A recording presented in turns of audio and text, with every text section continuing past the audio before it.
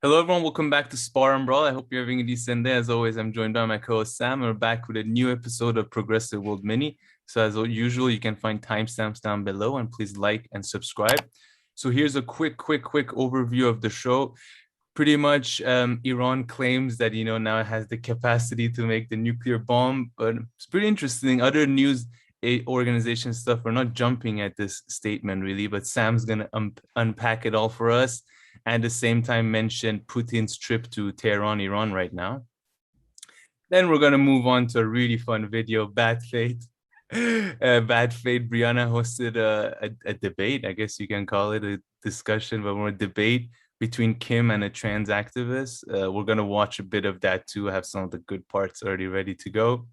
Comment that goes with that. Then Jordan Peterson had a interesting guest. We'll talk about this video a bit, including a comment that someone had left for us about the great Jordan. Then the Minneapolis shooting. The Rising did a video on this. I have a little point to make. Sam also probably have something to say. And then this article, Slavoj Žižek says that we need a stronger NATO. So we'll be talking about that and then wrap up with Mr. Reich. All right, Sam, anything you want to mention, or should we get to a very small chit chat as well? No, let's get to the chit chat, I suppose. But yeah, Zizek one, very interesting read. Yeah. These goddamn Hegelians, man. You can't trust. I think we should try reading a bit of it, but also because it's a little bit of a long article, maybe also summarize it at first and then read some of the good parts. It's not so long, but sure. Yeah, it's not that long. No, not at all. It's very, I think it deserves a deep dive because of okay. It's just I don't know.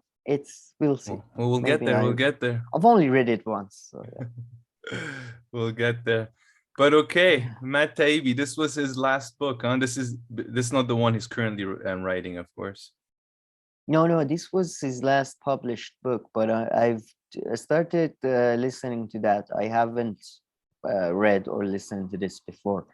I started listening to this, and have you read parts of it or anything? No, I know the Vanguard boys at one point were trying to do like a reading club, just like us. They were trying to do all these different ones, and they did one on this. And I think I listened to a few minutes of it. That's the most I've ever. No, but I've always actually been curious to give it a read. It's on the media, so I'm typically very interested in that. But yeah, what did you make of it from that? No, wait. It's my Tavia communist. Shit. No, well, that's no. It's look, his books are always easy reads, and that's good. So you're always, and it's about people. It's kind of like it feels like. That's the thing. This one feels less like that, but it always feels like you're cracking beers with a bunch of friends and talking shit about politicians. Because he goes through, especially he goes to campaigns and he pretends to be different people, to right wingers or to left wingers, and he so it always felt like that.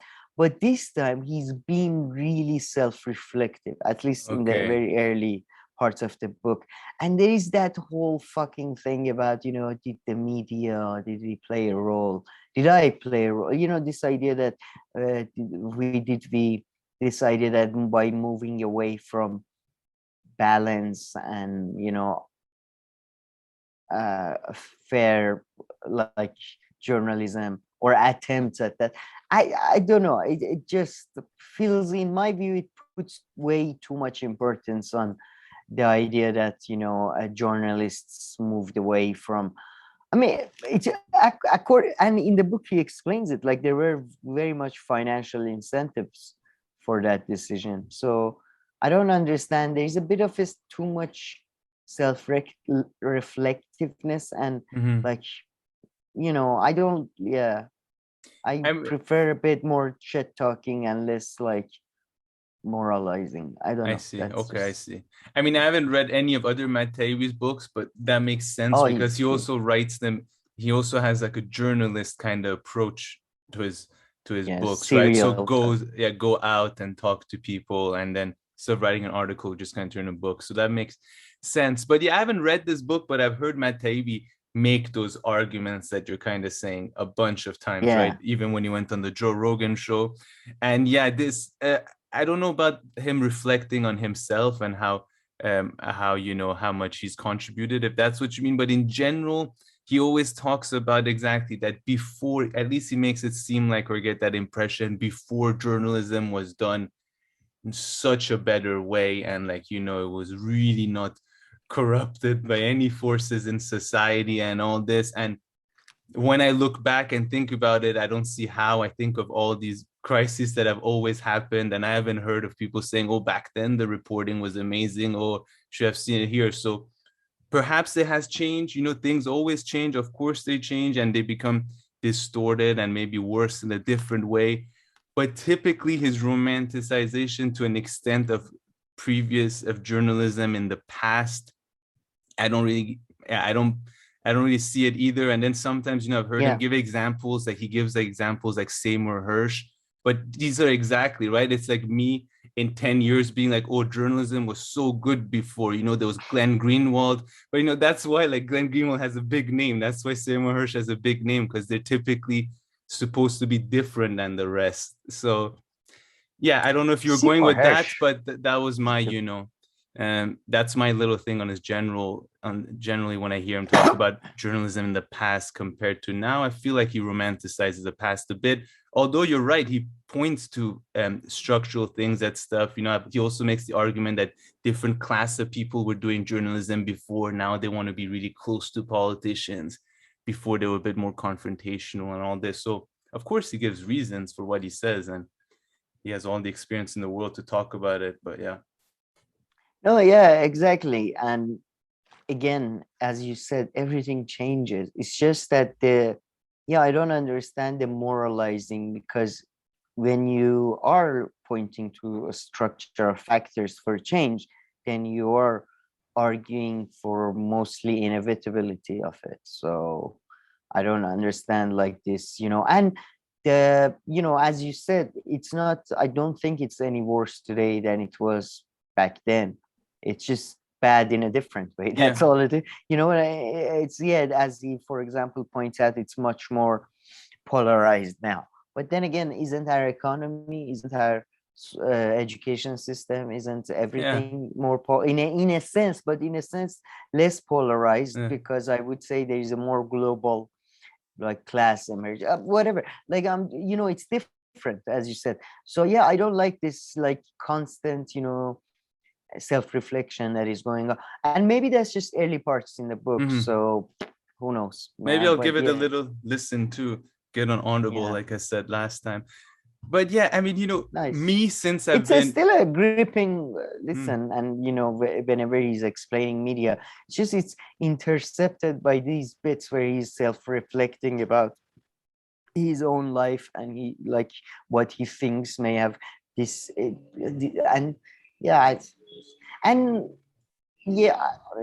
it's just, I mean, I would also be faster. Okay.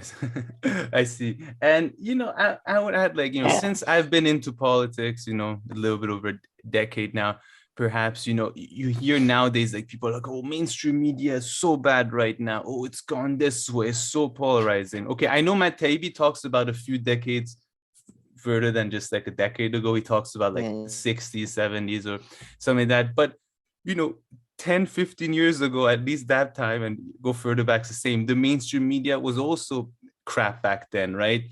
Manufacturing Consent was written like in the 90s, right? Or for instance, Democracy Now! Has been on this, but Democracy Now!, you know, was created 20 years ago or more, 25 years ago, with the exact same narrative that the mainstream media is shit. So, you know, we every now and then we think that, oh, right now it's so particular, oh, mainstream media just became so bad. No, it's been like this, at least that I know, for previous decades. Well, the thing is, that's the funny thing is, he brings up manufacturing consent a lot, and he's talking about how and originally the book was supposed to be called Manufacturing Discontent. And what he's arguing at that during manufacturing content, as manufacturing content was being written, there was a revolution in the industry, and it moves towards selling like instead of trying to reach as broad of an audience, they try to maximize returning audience, so an active audience, however small it may be, right? And okay, yeah, I see that, but at the end, like all the media wars that he's like Russia Gate, all or Sean Hannity stuff. Well, I don't know what Sean Hannity talks about, frankly. Whatever nonsense he talks about, that's kind of like, it's I don't know, there is a bit of a consent on what we can disagree on as well. You know what I mean? Like they never really talk about the substantive stuff. So substantive stuff, just like in the past, is ignored. Yeah. Really, that's been always the case. It's just they ignore it. Yeah. They just focus on bullshit. Whether it's the bullshit they agree with each other, or it's the bullshit they disagree with each other, I don't care. But like schools in, I don't know, Florida, District 9's, shit library or something. I think you put it very well there, though. Like, of course it has changed. No way denying everything changes, but the substantial issue, the substantial critique of the media, which that they don't report on the important stuff properly, is as old as probably humanity. Like whenever someone came up with the first newspaper or whatever. Yeah. I guess, to be fair, though, he's writing from a perspective of when, like the cases he mentions, he's writing from perspective of somebody who's really, like, he mentions 3 very specific cases in journalism that he, like, for example, about Monsanto and other companies, and how it would have been different in a different era and all that. And I guess maybe because we focus so much on international politics, we might miss a bit, because he talks more about national, perhaps like at a national or local level, journalism has changed more drastic, more in a more substantive way, or in a more felt way or something. I can see that, but I can see that. But then again, I mean, maybe this is not what he means, but in my head, so now I'm thinking I should really read the book instead of putting words in his mouth. But in my head, I'm thinking, finish the book so does this mean that in the past, like, local issues were covered much better in like a really good way, and everybody knew about any kind of local issue that arose? Look, not everybody, but more who read news may have been more informed. And for the cases are not just local, as the Monsanto beef hormone case, I believe he brings up, for example. That's a big issue, big case. And another one is another case is, what was it? It's about basically some banks helping money launder for some terrorist groups and stuff.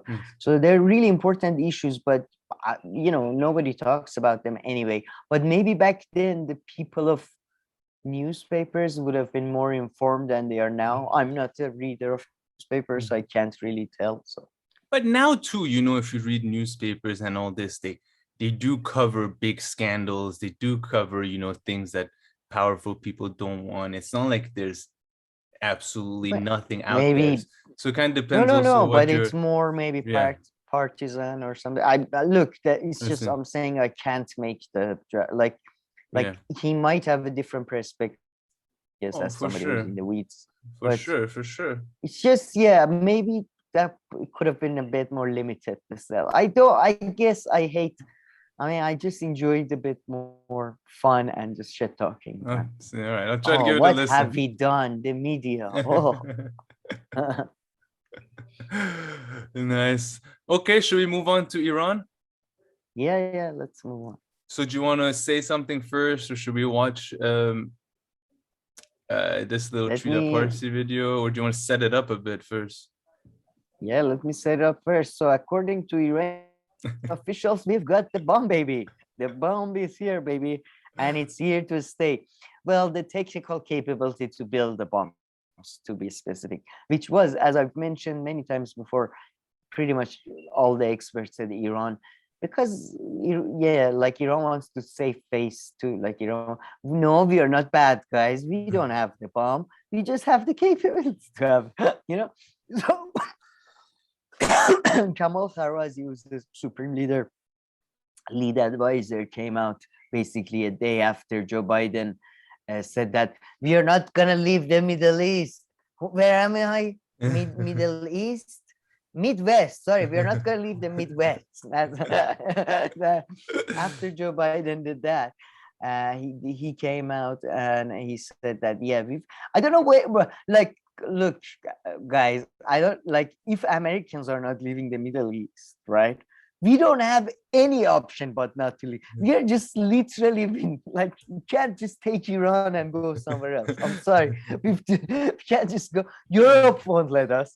So I don't know. So yeah, Iran basically, and it's really funny because it's been back in 10 years ago, I'm sure something like that would have been reported, like World War III had just, but Iran has nuclear. Oh my God. Now it's like Iran has nuclear capabilities. But how come? Not a bomb. What? Because the game is changing now. So, the rhetoric, the narrative is now changing to like Iran has the capability, but not the bomb. And like Israelis can independently act, not like before, like before Trump, really, where there was the consensus that Israel is not going to independently attack Iran, but they might now. But then again, Iran might do a lot of, like, it's basically, again, I think I see this as a part of, we watched this video and I have some agreement and some disagreements, but yeah, the media part is very interesting. I mean, I just, the Israelis came out. Yeah, okay. No, of course. And I'm sure if I put it in Google News right now, a bunch of articles are going to pop up. But yeah, just that it wasn't the first thing on Al Jazeera. DW is a bit interesting. But okay, let's listen to this. So do you think this comment is accurate and Iran, in fact, is capable of making a nuclear weapon, but...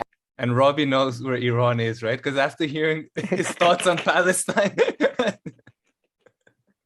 he believes yes. Iran is big, so he saw, the big color was that. That tool, not sure. Has not decided to greenlight such a project? Yes, this is already what we have known. This is aligning itself quite accurately with what the U.S. intelligence agencies as well as other intelligence agencies have said, which is that at this point, the Iranians have enough 60% enriched uranium to be able to build one nuclear weapon. They may actually have a bit more.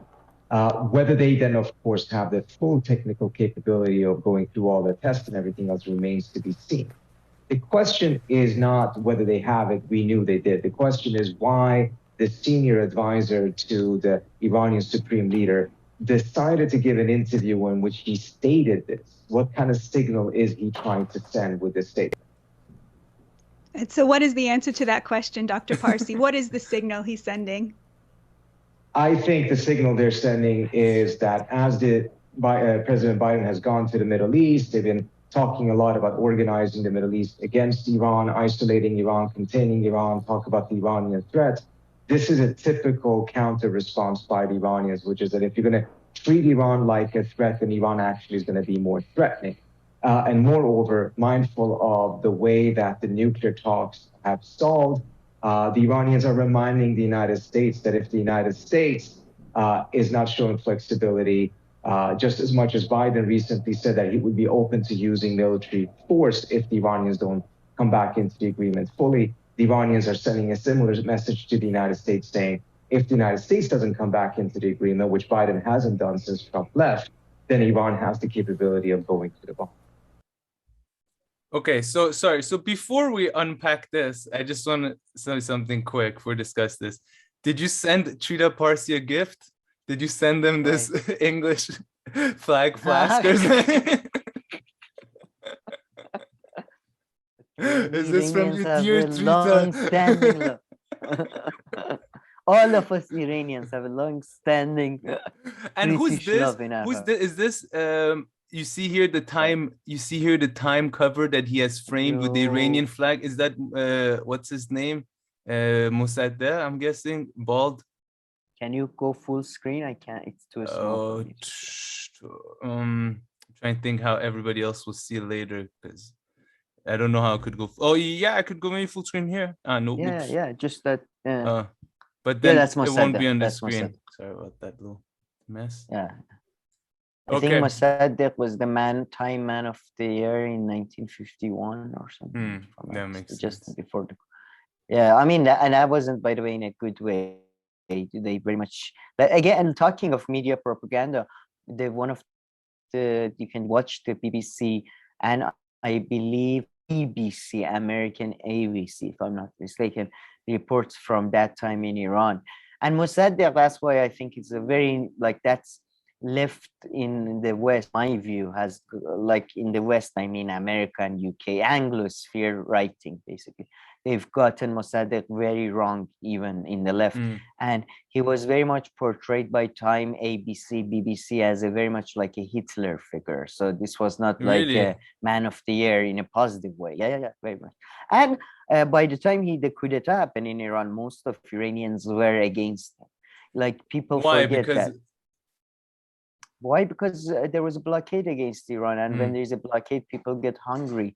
And not that any of this was his fault. Like, in the long run, whatever, he may have been right, but the fact was Britain blocked the Persian Gulf. Iran couldn't do any, like, and when people are hungry, they tend to, they don't give a shit about, like, like, in the end, the religious people revolted against Mossadegh. It was the religious organizations working in hand with CIA, the same groups that had supported him. So it wasn't like a, it was a coup d'etat, but it wasn't like a coup d'etat that is portrayed as, CIA came and, oh, poor Iranians, they were fooled by, it was largely like the whole thing was done by Iranians. Like, mostly public, not even military. Like the military guy was really just a puppet. But I'm sorry for the digress. No, that was my fault. So we won't digress more. I was gonna say, and we have some Iranian tiles back here too. Tiles, yes, but, okay. Beautiful with the turquoise color, traditional Eastern Iranian. You're doing Iranian like tourism and history here, really. Okay, let's go back to the bomb. and yeah, that's not good for tourism. Well, yeah, it seems to me, I mean, in the longer segment, Trita's a bit saying that this is in contradiction with Biden's he's going to pull the troops out of the Middle East. And Biden had said when he was visiting Saudi, they're not going to abandon the region, whatever that means. But I would say it does seem to me just to be rhetoric. They're going to make some deals, fuck off back to US.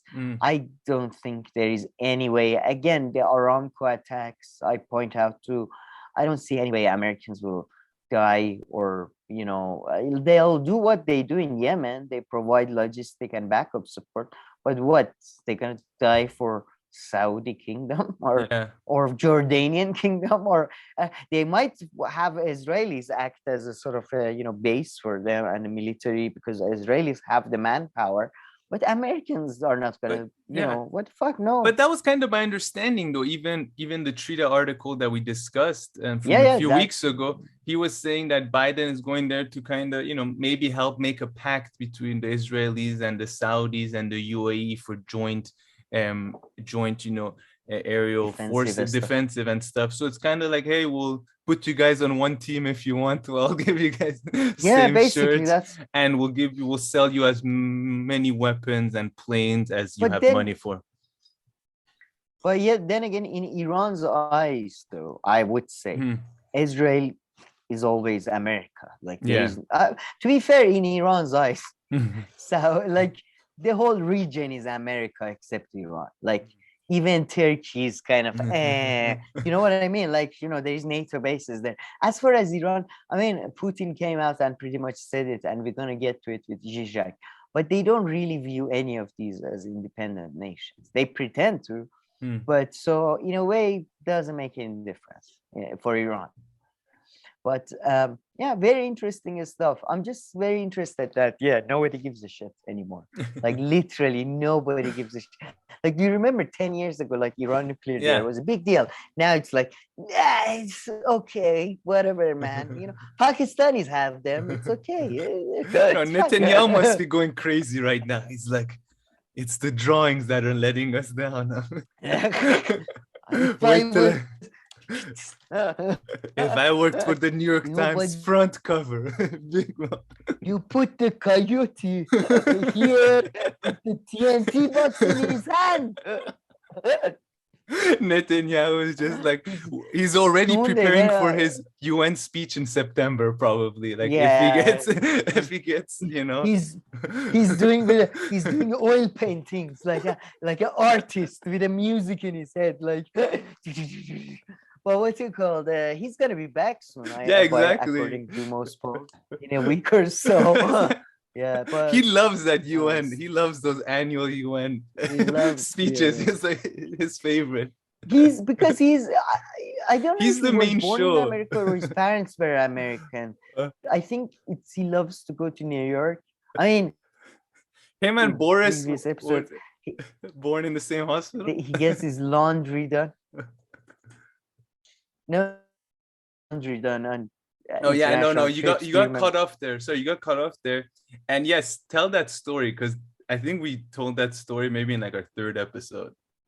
All right. Well, there were leaks that him and his wife take their dirty laundry on international trips to use the hotel laundry, or not hotel, I guess the accommodations laundry, whatever they, I guess they are not put in a hotel. No, I think in some places they probably definitely put in a hotel. Yeah. Yeah. But anyway, so not helping Jewish stereotypes at all, like, or Middle Eastern stereotypes, to be honest, here.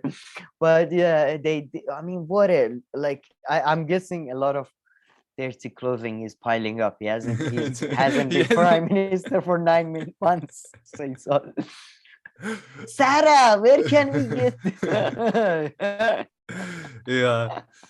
And then I heard Trita Parsi said, yeah, they're saying that Iranians have enough to just build one bomb. Is that how it works? Did I hear him say? That's interesting. Everybody knew that. Yeah, they have enough. There is confirmed. Look, I'm reminded, like, and there are things we know we don't, and then there are things we don't know we don't know. Mm-hmm. So yeah, there is the thing we know is that Iran has enough for one bomb, basically, but it will take them like 6 months or something. But things we know we don't know is that they probably have more. we don't know is that how much more they have. So it's like, yeah, it's very dodgy situation. On a bad day, one. On a good day, maybe we can stretch it out to 2 bombs. But the nuclear talks is a bit, like, the whole thing is a bit bullshit. The real talks, and that's why I think, in a way, conservatives in America, Republicans are right. In a way, Obama fooled them, because the nuclear talks was always a bit bullshit. The real talks should have been on the missile, or the main problem is the missiles, right? Because Iran already has, like, they can't attack Iran already since 2016, 2015 or 14, they can't attack Iran because they have enough missiles to, like, flatten the whole of Israel, basically. It's just a question of quantity. Mm-hmm. Like, they produce that much to do that. And now, so they have, basically, there is the whole stalemate that, the whole game theory, Cold War situation. So this nuclear talk thing is a bit bullshit. I don't know what they're going to do with it. Yeah. I don't know how they're going to, like, they're going to slowly, like, just, we're going to stop talking about this. They can. Yeah, I mean, because now it's not in the media. I mean, it's not in like the TV media. Of course, newspapers and all this covered all the time, but barely getting any coverage. They went to Qatar for half a day. Took the same flight back, and like that was it. So yeah, they can easily just forget about it if they want to.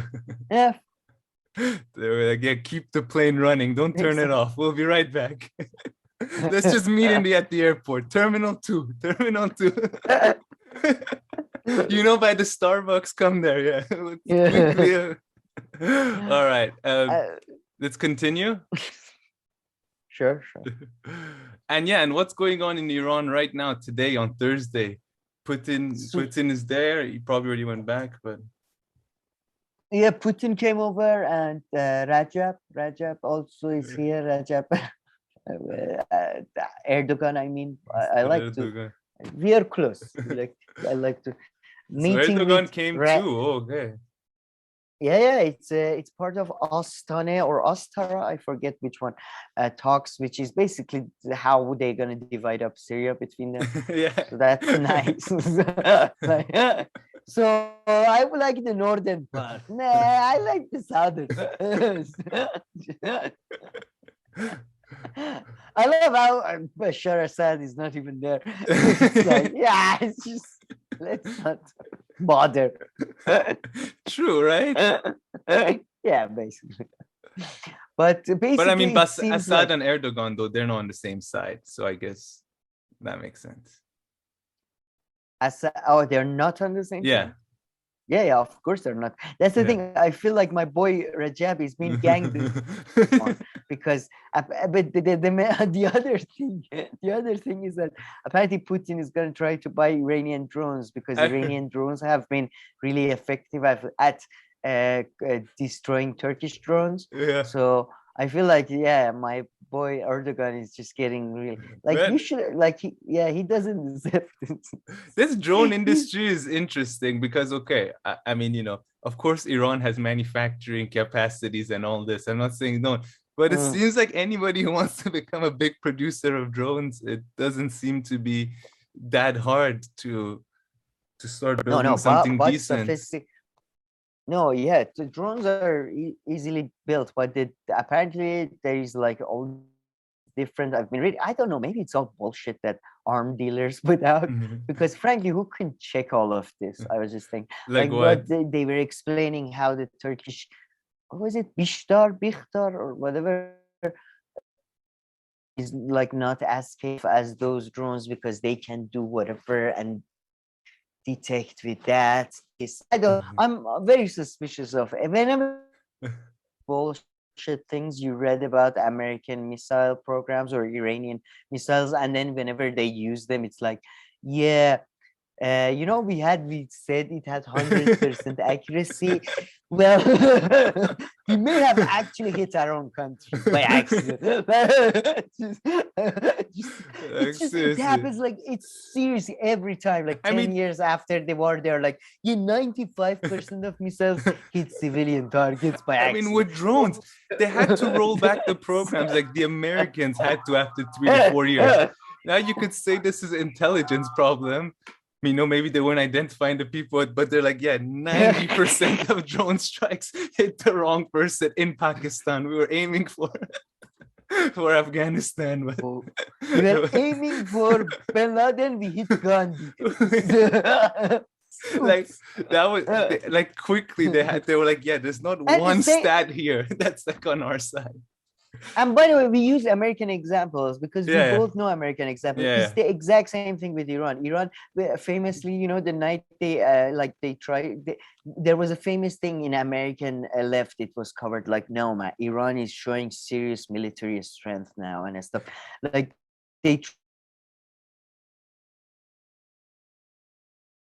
Oh, you got cut off. Oh, okay. Sorry. All right, you're back. Yeah.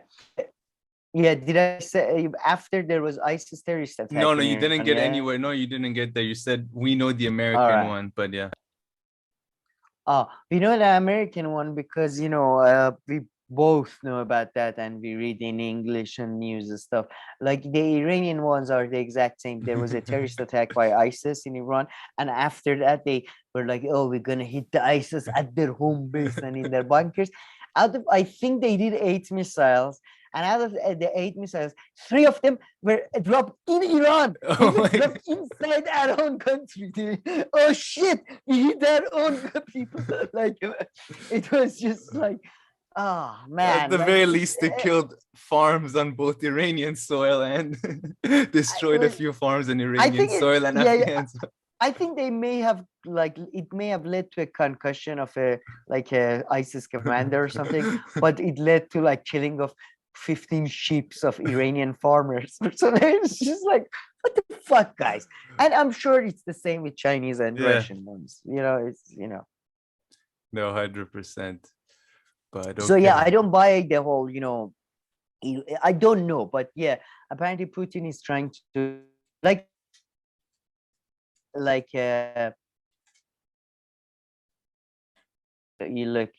he's come to one of those cocktease is the correct term. Yeah, he's saying this. I don't know if I should buy. Those drones look so hot and sexy. Iran's drones, they're big and they're so so long and so thick and so and you Erdogan can see is the just saying, Persian history. Erdogan's like, hard drone. Turkish drones can probably do party tricks or things like that, though. Like, you go to a Turkish restaurant or ice cream place, they have all those Turkish one drops a bomb, pulls it back, then drops two on you. That is so true. Turkish drones are the only drones I believe that have laser technology. So you're so right. They're the only disco drones that are like two different colors. But man, in Turkey, they're all about these tricks and stuff. So I don't know if it extends to their military industry or is just reserved to the culinary one. Yeah, that's the thing. The Turkish drone have proven fantastic for not so much face of Russian forces. It's better used as a disco sort of a disco. What's that disco ball? Whatever they're called. Disco ball. Yeah. Nice. Okay. Let's move on to the next story, and maybe let's try to fix your internet a bit if possible. You get cut off a lot. Oh yeah. Let me just let's pause for.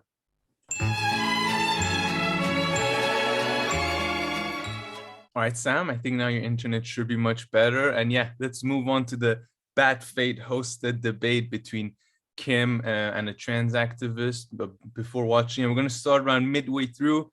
It gets really juicy and spicy here. Then we're going to listen to the end as well. And we actually tried signing up to Bad Fate because of this interview, because you'll see how it ends. We're going to have to see the rest of it one way or another by Friday. Hopefully we'll be able to make that happen. But Sam, do you want to share a few words before we watch this video, say some prayers or? No, just before this, like on the trans issue, I wanted to because I've been doing a lot of research and interviews regarding this. I asked number of doctors, again, 4 to be exact, and because there was a recent controversy in the Congress when the Republican person asked a professor, I'm sure you heard about that, about who can get pregnant, and she was like, many people can get pregnant. Did you see that? I heard about it. I don't know if I saw it. But It was covered on the Hill. So I asked if somebody transitions from a man to being a woman, can they get pregnant? And they said no, that's not an option. Well, of course not. Okay. Well, I asked. I wasn't sure. So, and then I reread the 3 articles, which I hope I share with everyone on Friday, that are like about fMRI and all that. And I'm reverting back to my original position that intersex people are real, but then all the other, somebody explains to me, besides intersex and Turner syndrome type things, which are syndromes, they're not, I think it's very dishonest to represent them as a different gender identity. Somebody tells me what is the non-binary, all that stuff, because doctors can't tell me. trans besides intersex? I don't think non-binary is a.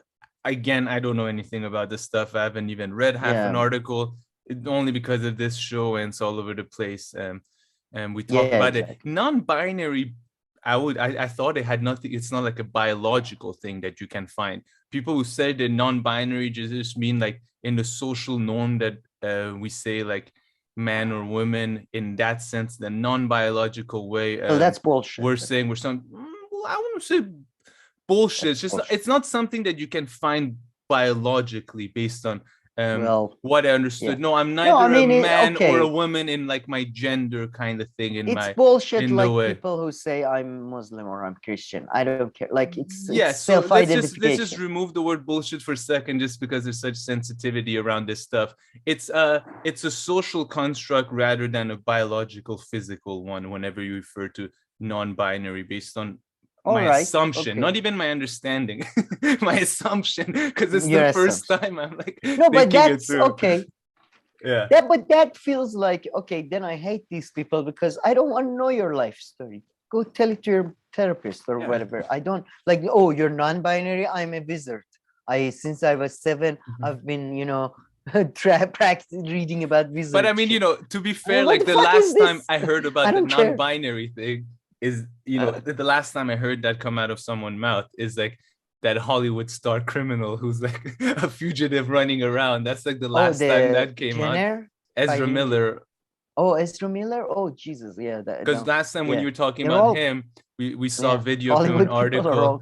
He was like, I'm non-binary. So I was like, that's the last time I heard that. So I don't even know. But if there is a biological underpinning to anything, I take it all back. But doctors, 4 or 5 of them, and they're sympathetic. 2 of them, not all of them. 2 of them are genuinely sympathetic to the trans cause, and I don't get it. Like, besides intersex people and the rare cases of like syndromes we discussed, I mean, I don't get it. If it's anything besides that, then it's okay. Is it basically like faith then? If it's like faith, whatever. I believe some of it is, and I think in some circles, it's like oppression or and in some circles, I think it's. I mean, my wife, not that she's into this stuff too much at all, really, and she studied gender studies, not something about transgender or something. She's an expert. But she studied gender studies, and it was a few years ago, right? So maybe it's changed. But that's where, from her readings, that's where I got my whole sex and gender definition that I always tell you. And in there, they weren't talking about transgender, but they were talking about gender studies. And from your own studies. No, that never came across. Yeah. I was just looking at the syllabus, see if there's anything fun in there. I was helping her with her homework. And in there, they spoke very clearly of like, biologically there are 2 sexes, and then there's some people, very rare minority, who are born with both sexes. Then it was gender. Now that's a free game of social norms that you can extend as far as you want, and you say, oh, when you say gender you mean gender norms. I'm like, sure. Gender roles. Gender roles. But so I mean, so I just want to say that I think there are some intellectual circles and some places where they still, I'm guessing, discuss it in that way, and not necessarily in the way that we come across in media and through activists. No, I agree. No, I would say gender roles are. I don't think they're real. Like, I don't think women are, but as what social interactionists, like in sociology, they call social interactionists, would say, gender roles are not real, but they are rooted in real social interactions happened in the past, right? So there is that. And then, it is definitely true that in the past, there has been, like in Islam, there was a period, there were 5 different gender roles defined. But linguistically, most of the times we use gender and sex synonymously. So I think it should be said gender roles or sex roles, whatever. Yeah. But, I think having 2 gender roles is actually the most progressive of all, because I think that having more divides is not a good idea. What do you mean? And No way. Why? I don't get that part. because, for example, in Islam, you had a period where there was 5 different gender roles, and they were all viewed as different classes, different groups of people.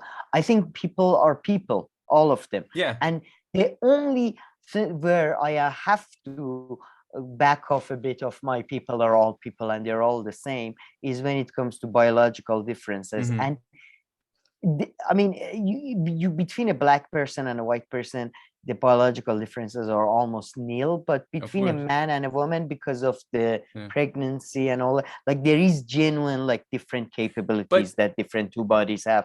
So I have to back off there a bit, but even there, I'm just backing off just a tiny bit, saying that it's rooted in history.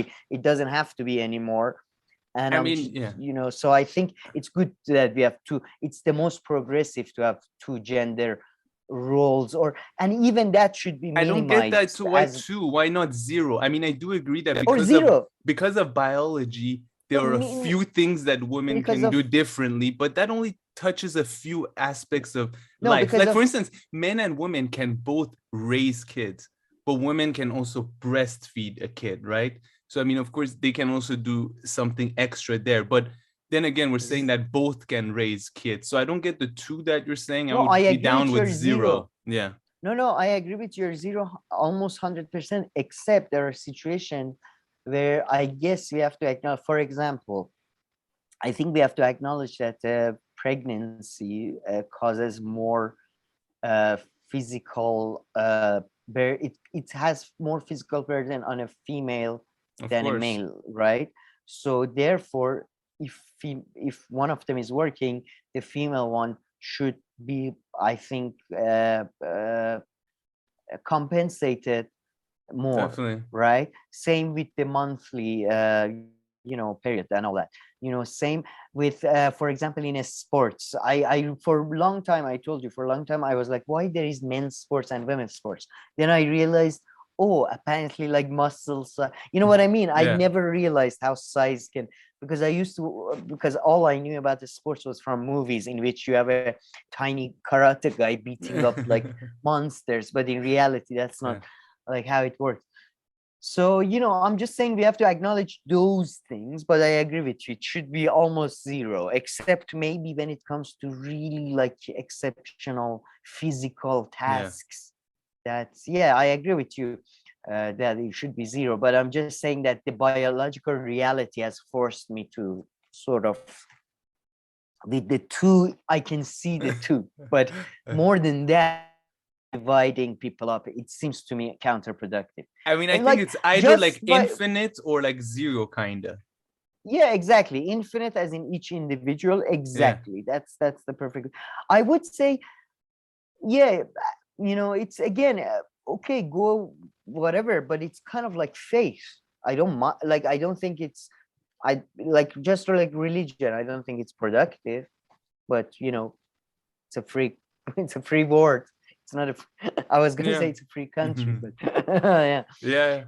So sorry for this. This was supposed to be a short clarification. I don't know if there was much clarification. You're just working through your thoughts with another idiot. Yeah, that's really And by the way, TCT put a couple of really good comments on our criticism of humanist reports. We saw that, and I was gonna comment on that. He said Sam's presentation of humanist report was a bit dishonest. And I didn't see that. So well, anyway, but I couldn't find the humanist report to play the part of humanist report because he puts out so many videos and I couldn't find the one that he is discussing that video. So if you find it, send the link to us and then maybe we do but no, TCT is great sport too. We have one argument and then the next video with the next subject he can completely put that behind him. So appreciate but time, but thank you for that. And let us know about the video and put timestamps, I think, because we put way too much pause between saying that we're gonna play the Kim video. Got you. Anyway, okay, so here it's like right in the middle, and Kim is kind of just saying, I don't understand why I'm called a transphobe. I'm pretty sure that's kind of where she's going, and then Brianna's gonna pick it up and do something, like give a little take, and then the other lady's gonna respond. So I think let's listen to at least 3 to 4 minutes here, if we can. Yeah. Never once advocated against any rights for trans folks. I've never, in fact, I've been one that says, I don't really care what bathroom anybody uses. You know, use the one you're comfortable using. I don't know why we have to make laws against this. And I'm somebody that's been vocal about that publicly, yet still get labeled a transphobe or any other. And that's not just trans. It's any issue. I mean, we I can call the racist or any kind of bigoted name. And it's because if you speak up and say anything, then suddenly those that are the activist class, they will come after you. And if you have any disagreement, they label it hate speech. They then say you're a bigot, and then they come after, right? They come after people. So when you come after people like that over and over and say, no, you're not allowed to say this because this is now my definition of hate speech, or this is my definition of being a bigot, and that's what you are now, and that's what you're engaging in, it causes resentment in this other group that otherwise would be your ally. And then what ends up happening is that resentment builds up and people start to lash out. And that is what I notice, I think, in society, is that most people, I think, would have just dropped the trans issues. I think a lot of people would have just been like, yeah, whatever. I mean, be who you are. But I think that the push to demonize people, to say, no, but you are not allowed to say that. You're not allowed to do that. If you do that or say that, then now you're a bigot, turns people so off that they join in on the other side and say, yeah, does that make sense? Yeah, I mean, so Glenn makes a version of this argument, and he talks about Martina Navratilova saying something on Twitter and then getting so much blowback that she kind of increasingly went into kind of TERF territory. And what is a TERF, by the way? A trans exclusionary radical feminist. I don't know. Esperanza. What does that even mean? It's a kind of feminism that feels like transgender women are a threat to quote unquote biological women, because broadening the definition of what it means to be a woman comes at the expense of certain kind of rights or achievements that have been gained by the feminist movement prior to the inclusion of trans women. Oh, okay. Would you say that that's accurate, Esperanza? Most awkward definition giving ever. Essentially, trans exclusionary radical feminism is, like Brianna said, it's a sort of offshoot of radical feminism that believes that the rights of trans people are in, direct formal contradiction with the rights of women, Gets which juicy they right consider after this. to be a class. But just to be fair, Kim, I think that one of the reasons why people were calling you transphobic was because, one, you were attempting to argue for the right to deaden. I love that potion. Just to be fair, I thought she was gonna say something kind of nice, but she goes really after Kim. Yeah. No, that's what I must say. Kudos to Brie for doing this, for setting this up, because what Kim was saying, that usually whenever in these programs somebody is saying that's why did these people call me transphobe and stuff, you have the other side saying, well, I don't call you a transphobe, I don't call you a racist, I just think those are online. This person went, no, I think you're no, let me explain why I think you're trans. No. They called you that? They were very nice. They should have called you a bitch. It really goes on. No, and at the end too, like with the censorship, we'll see too, like very like she's like, yeah, fuck you. She's very on, but she's genuine, and I love that TERF definition by Brie. It's the great woman. They're great though. But they think maybe the trans people are not that great. I don't know. Esperanza.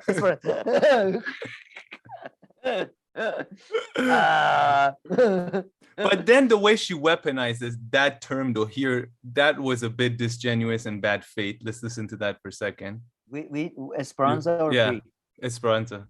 Name transgender people And two, because, you know, you speak on trans issues without having necessarily even done basic investigation. For example, you know, arguing on Twitter that Basically, if a yes. if a trans child doesn't ask for puberty blockers, that they're in a phase. You know, you didn't even know what the acronym TERF standed for. And I think that this is a part of a broader problem with political commentary in our country, where there's no rigorous investigation demanded as a prerequisite to speak on issues. And you have people who are influencing public opinion who don't even do basic research. And I think that that's a big problem. Do you not? Okay, you have to stop that there. That was a 1-2, waited, followed up with another 2 and 3, and then she was about to go for a little takedown as well there, but she decided to take it easy. Thing called in boxing? Uppercut?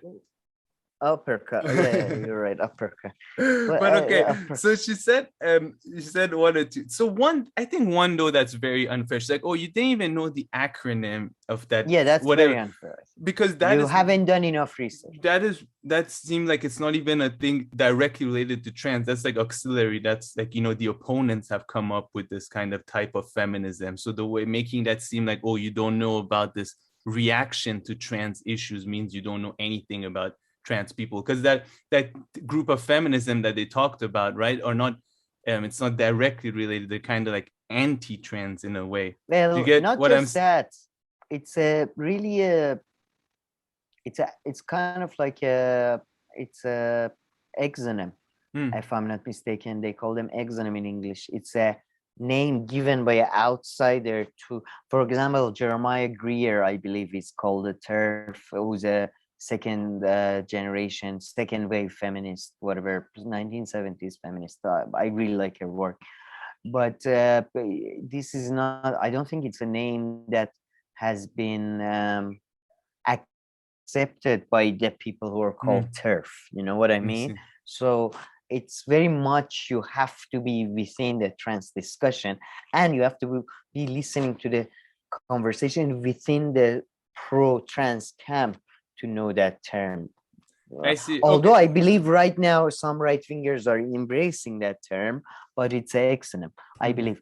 So I think that's a bit pushing it, like her not knowing that. And I think generally speaking, look, you can, if you have evidence, for example, you say like that, okay, you don't know, she talked about puberty blockers, right? You go into that case studies specifics, and Kim doesn't know about that, it's fair to call her on out on that.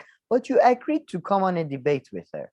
So it feels a bit ad hominem-y, as in, you know, attacking the person. And I don't know, like, what level of research would be good enough for, you know, this discussion. We are talking about the medical issue. If anything, unless you're a doctor and that person, kind of like, to be honest, kind of like the abortion issue, I don't think, unless you're that person and you're that doctor, you in that specific case, you can't really comment, right? You know? I see. So, you know. But yeah, I thought it was a bit unfair, that particular thing.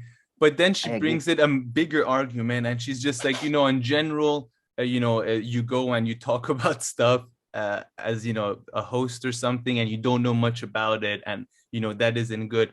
I wouldn't even make that criticism of mainstream media. In general. No, she didn't say in general, but she said, you know, you're commenting on something that you don't know anything about. But I think, you know, Kim is a news host, right? I mean, I know that she gives her opinion a bit, so it's like anchor/opinion, but I wouldn't expect an anchor to know everything, you know, about all the topics, because it's part of their job. Every day they come and talk about something different, right? So there's no way in hell they're going to be an expert. If they're a good anchor, they're supposed to manage a few guests who know a lot more, and they know about the topic. Because how can Kim know about everything? It's impossible. So even an anchor that I hate, I would never make that criticism of them, because there's 100 new topics every single day that are discussed. So maybe you know more about one and less about the another. Now you should maybe be aware about your weaknesses and try to bring in the right guests to complement. Now that's a fair criticism. But yeah, Kim is she's not an expert in any of these areas. I don't see her that way. I see her as an anchor, and an anchor will have limited knowledge due to the nature of their work. Look, I just said that I agree that yes, because we're talking especially about such a specialty issue that you shouldn't expect the other person to be expert, and don't do ad hominem attack, in my view, in a discussion if you agreed to come on a discussion with someone, right? But at the same time, we've discussed this a lot on our show. We lamented the fact that these people, frankly, that are on the Hill or on a lot of shows don't know shit about shit in terms of international politics, in terms of economy, in terms of blah, blah, things that at least we know a tiny bit about. So I guess she can, in that sense, lament the fact that, I think, to be honest, like I think her line of attack was correct. If Kim doesn't, I just don't think Kim is that uneducated about the topic. Yeah, I was gonna say it's not at the level. It's not like Robbie and Palestine, Jake Tapper right? talking about Iraq, or Robbie and Palestine. Let's be honest. Like he knew less than an ant that you find on the street. Like I think she passes. I think she passes a threshold that, in my view, like for an now. Anchor. For not just for somebody who's not just for somebody who's commenting on an issue as a commentator. She's not an expert, but like a commentator.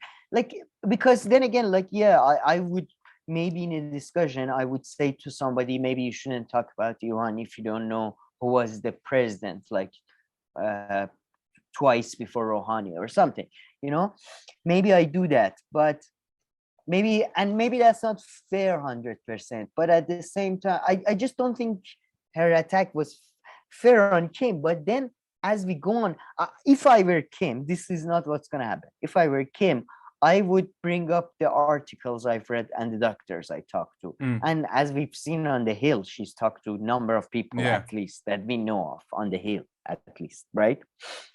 But then discussion goes in a different path. She didn't respond too well here the first 10-20 seconds, but then she slowly made her point. She slowly made her point, and it got better. I get why she responded the way she did, though. I completely get it, because I feel like this was such a, I'm sorry, but this was, and I don't mean this in a at all sexist way, I mean this in a throwing a shade way, but this was such a bitchy way of talking to someone, you know what I mean? Oh, I mean, like throwing shade. Watch the end. At the end, they really like come out there. Some people don't even have the expertise, but they haven't even read the definitions and investigated the issue. And I'm sorry, but are we talking to a doctor now, Esperanza? Maybe. So I get why she responded, but I think it would have been better if she responded by, no, I fucking talk to people. What do you think I'm coming from a cave? That's the thing. She didn't respond at all to the attack. She just let it kind of roll off. So let's watch a few more minutes here. She was too nice, yet at the same time passive aggressive. Yeah. So let's watch here. Let's watch a few more minutes here, and then we'll go towards the end. Not think that there is an increase in children, young or teens, saying that they feel that they're non-binary, or that they feel like they're the other gender. I mean, are we seeing an increase in that? And I guess then the question is that an increase because of because it's a phase? I mean, I do think that teenagers go through phases. I think that's I don't think I need to do too much more research on that to know that. I think most of us know that teenagers go through phases. What they then choose to make their phase tends to be the fad of the era.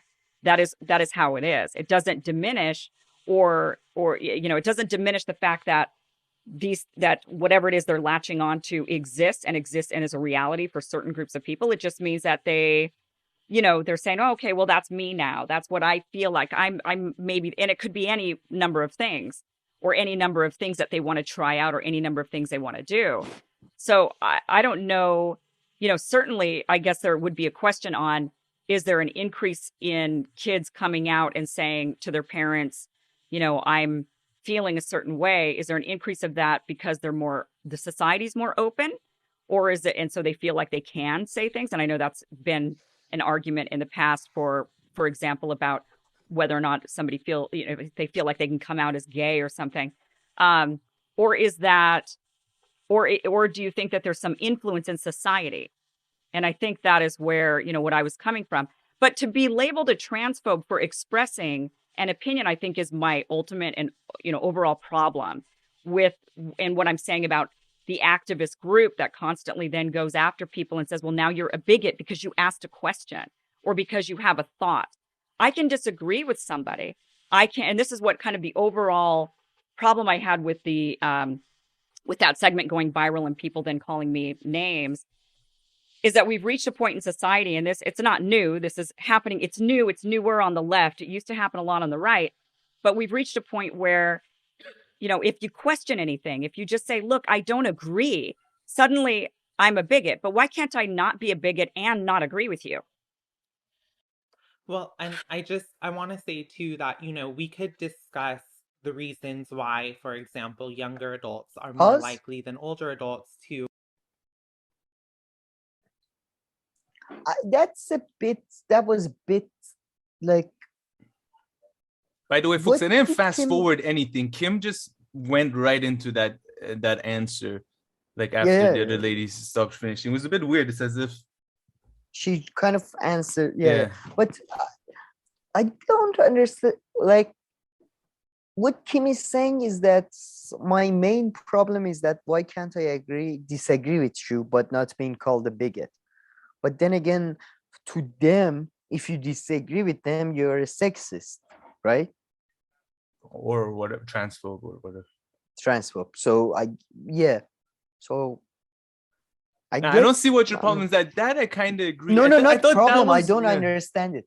Okay. I think I heard Glenn make this point too, and I was like, yeah, that is something I really agree with, which is that the topic has become in some circles, and I think the next comment I took a comment, we'll show it at the end.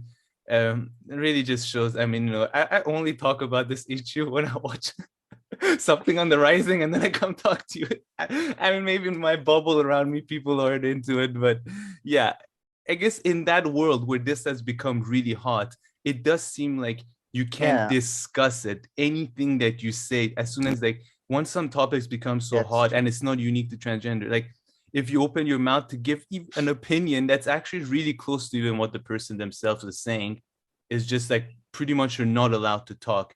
And I think I would agree with Kim and Glenn. He made the same argument on Vanguard that trans issues in some circles has become a thing. Like either you say the exact approved talking point or you don't even ask your question in some circles. And again, in the ones that we see online and stuff. And I've been making this point for a few weeks that I think with trans on both sides, especially some people who see themselves as very pro-trans, they keep on generalizing trans people and they group them all as in the same exact character with the exact same, state of mental health and everything. They're all just made into one exact character. And I think they generalize a lot on both sides. It's especially actually on the pro side. Olemi super generalizes everything about trans people. Who, Olemi? Olemi, yeah. Yeah, all right. No, I agree with you, but I'm just saying, all right, okay. But yeah, I understand why they would say you're a bigot. If they think that, I don't agree with them. Like, and at the same time, I would say I've always been anti-democracy, so to speak, as in like mass democracy, as in, the system we have now. And, and everybody tells me I'm an elitist fuck. Yeah, that's okay. People can kind of call you, right? Like, I don't see and I'm not really leftist. So, I mean, look, I'm just saying, I don't know why she cares, I guess. Yeah, I agree wish with she you just there. more talked about the whole issue thingy. But then she did talk about what with the children, teenagers thing. So we'll see. But then she goes back right to, no, I'm not giving, this was Kim is still trying to build bridges. We get to Kim not trying to build bridges, but then the other person continues with passive aggressive. Yeah, let's listen. I think 30 more seconds here, and then maybe we'll skip. Yeah, and then Bree has like a 15-minute meltdown about black people. So weird. It's so weird. Anyway, go ahead. Identify as transgender, we could discuss those trends, but there needs to be a level of rigor, a level of scientific rigor that is demanded of people who have platforms, who are influencing public opinion. Otherwise, these conversations. She's not influencing public opinion and all shit. And having a platform goes back to that Joe Rogan thing. It doesn't give you a responsibility for anything, unless maybe if you're backed by the state. Yeah, if you're a state-based thing, you have a I definitely agree. then you You have have a a responsibility, responsibility. not even to your morals, by the way, that a Yeah. lot of people think. You have a responsibility to the Constitution and to the mission project you Yeah, signed of up the- for. yeah, exactly. Like you, yeah, that's anyway. But Constitution, no, mission, vision, whatever. no. Yeah. Whatever it is, yeah. Because people sign up to that and they're like, no, but I have a responsibility to my morality. Fuck your morality. You signed a fucking contract, you piece of shit. All right, let's And not then- go crazy over something that's like Yeah, I barely remember related some to the personal. topic. Yeah. I shouldn't But I have would paused. No, but I'm sorry, but there should be a level of scientific rigor about this. Why don't you go publish your fucking thoughts in a journal? This is bad. You've come on a YouTube show, like, or on TV. And by the way, I don't think TV or YouTube are any worse than journals. I think they're actually more informative than most journals, right? Most journals publish idiots like Samuel Huntington. But like to claim there needs to be a scientific rigor. Where is your fucking PhD, Esperanza? I mean, at least now she's being on topic, though. We haven't even. She says it Yeah, in the this is beginning on and she does topic. it at the end, because at some point she comes back to the thing. She's like, let's not even talk about trans issues. I'm concerned with the well-being of like poor people, like a very leftist kind of take. And we're like, What? yeah, Oh, yeah. like, Oh, right, yeah, yeah. for sure. Yeah, But yeah, I mean, I remember. here you came on to talk about this. Maybe Brie can book you again for next week. Then we can talk about that. For other issues. I have thoughts on Cuba. You do really good. This is not about this week's show, so but yeah, play. I mean, yeah. Let's play a little bit more here. Idiotic. Conversations are just going to be like a sheet that you hold up in the wind, and whichever the way the wind blows, your opinion is going to be influenced. And that could be extremely harmful, especially when you're talking about a group such as transgender people who are disproportionately discriminated against, harassed, and killed in our society. And again, Wait, that's why I pause. think, let's not be juvenile Pause. here. I get hate all the time on Twitter. But we I like to can't be pretend juvenile a like bit. that's Pause. the reason. I was just waiting for it to finish. It's about to finish, but go ahead. Oh, sorry. Trans people are being killed, discriminated against. I mean, killed is one thing that is a hard data you can actually count. Killed, discriminated against, harassed, all of that disproportionately. Compared to who? Disproportionate. Yeah. Compared to who? I To like the to general population, which I mean, that is know. probably Who's the true. general? Is black On people, are average, I black guess on people general? average. No, they would take, I guess they take an average of like the average rate of, let's say, murder in society, and then they look at the trans one specifically, and I can see that being higher. That would make sense. I mean, yeah. Well, you gave a very good explanation. I have to back the fuck away. Pretend you didn't say it, just as if it wasn't it was a question. It was question. It was answer. Do like Kim, just respond with something. I'm not here. I'm not here. She's like this Kim for 30 seconds and Kim's like, next.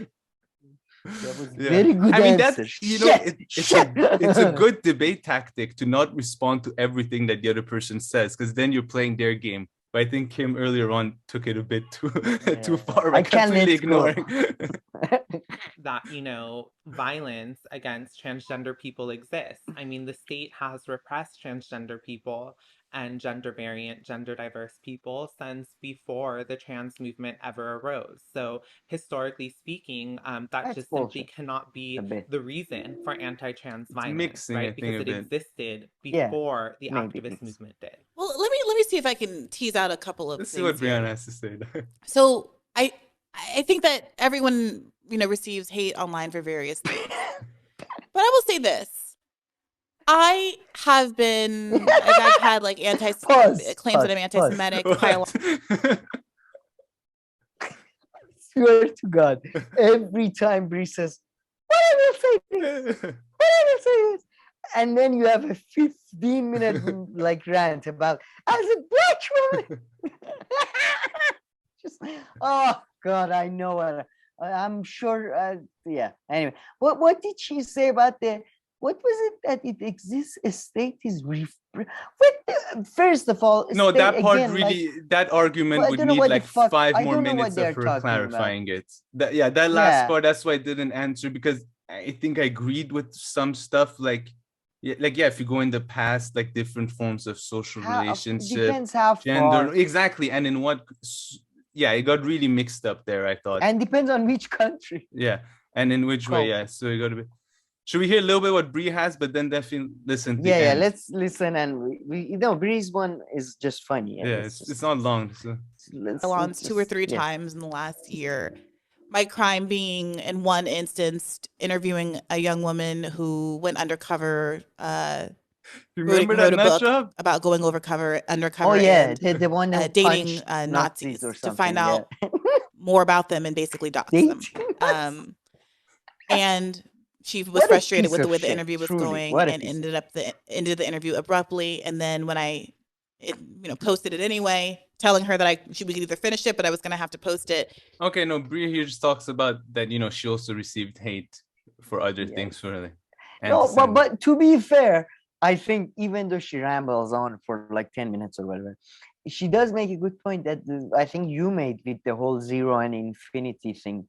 That, yeah, exactly, like each individual, like I swear to God, if you have 2 eyes that are mismatched, like people see that, the first thing they attack you for, even if it's they agree with you on something, like, you know what I mean? Like everybody gets attacked for their, like, it's just like, I feel like people, anyway. No, Brianna makes one really good point somewhere, actually. I don't know where it is. It could be here because she doesn't intervene that many times. But can't find it. Let's get to this though. I swear to God. Here, let's listen. I think play the how many part minutes first, though. Come on. But I'm not sure exactly where it is. Hold on 1 second. I'm not talking about me personally. But I was talking about someone like Jordan Peterson. No, it's before that. Yeah, it's the right rights here. you seek. You need. There we go. Worried about the right of someone like Jordan Peterson to detonate people. There are broader issues that we should be concerned with. Yeah, I don't know. What do you make of that, Kim? Half of Brie in this interview. Just hear something that's like, all right, I'm not going to summarize this. What do you make of it? Because it is a bit hard. I agree with her. No, but yeah, this was okay. This was so funny. Yeah, so now the party starts, folks. We're going to listen in a few minutes. I would say that in order to have the rights you seek, you need my help. That's the bottom line. You need my help. You need Brianna's help. You need Jordan Peterson's help. You need everybody's help because you're in a minority group. And so being in a minority group, you cannot obtain that right yourself without the help of people who are not in your group. Pause. So I can't say discussion-wise best tactic to win over the person, but like win over the audience, like I felt like, fuck her up. Just what I mean, just because she was such a bitch the whole time, you know what I mean, like throwing shades and like I don't think it's the most important. Look, again, I don't think it's the Iranian nuclear issue is not the most important issue in the world, right? It's definitely not. Climate change, hunger, Indian civil war, you know what I mean? Like there are more issues that affect more people, but it's a Iranian nuclear issue is an issue important to me. I talk about it, blah blah. And every time somebody coming to me, well, it's not the most important issue, but what do you have the necessary scientific vigor to fuck you? No, I mean that's always that's the stupidest thing to ever say to anything, because nothing is really the most important issue. It varies pretty much from day to day. Really, so I mean, and person to person, and you can focus on different things, and different people prioritize different things, and different people care about different things. But I did not see Kim coming back with, you need me, you bastard. I think my overall problem, not just with this particular issue, but all issues in general where people get labeled a slur, is that those people you're labeling are the very people you need in order to gain this right. This is how, in order for the civil rights movement to have happened, Black people needed the help of white people. That's just the way it is. So if you were a Black person during that time, it wouldn't be wise to go around to every white person and say, you're privileged, you are, and make enemies, right? To like call them names and to make enemies of them when you need their help. So I would caution, I would say, any activist movement and say, try your best not to turn the people you absolutely need, and that is not even negotiable. You need my help. Don't piss us off to the level where we just say, I don't care anymore about you. And I think that's what happens. And that's what I mean. Yeah. Go ahead. Well, so first of all, I have to say that you weren't being labeled a slur. Transphobe is not a slur. How's that not a slur? That sounds like a slur to me. Well, what does it mean to you, actually, Esperanza? It's actually incredibly juvenile to say that transphobe is a slur. That's incredibly but, juvenile. secondly, She's just learned this word we from don't actually word of the need day, you, juvenile. Kim. You could disappear from, Wait, you No. spoke the over world here. tomorrow, and the trans movement will still continue. So Go back. Sorry. disappear from, Sorry. I apologize. the world tomorrow, and the trans movement.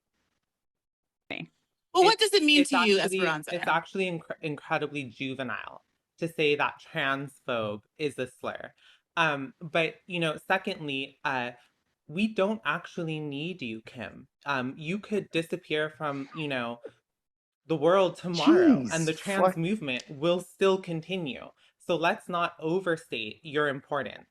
I'm not talking about me personally. But I was also wanna talking say about that me trans as a group that's people- not trans. Trans people, trans workers are not part of the minority. We are workers. We're part of the working class, and the particularities of our oppression might be slightly different from the particularities of other kinds of workers. But at the end of the day, we all face exploitation, we all face oppression, and we are stronger together when we unite together. And therefore, it's in the best interest of all oppressed and exploited people to unite against our common enemies. And we don't need people who are attempting to divide us around. That's her biggest jibber jabber, and that's the one when she makes it about a bigger issue. She turns into like a very left kind of framing, and doesn't contradict everything. Then she suddenly said, "Oh, we have the same issues as other working people, just a little bit different." That seemed very contradictory from everything that you hear in the past 20 minutes. But look, I just said that she threw shade at Kim may have not had the best strategy in saying that you need us, and we made fun of it a bit and all that, right? And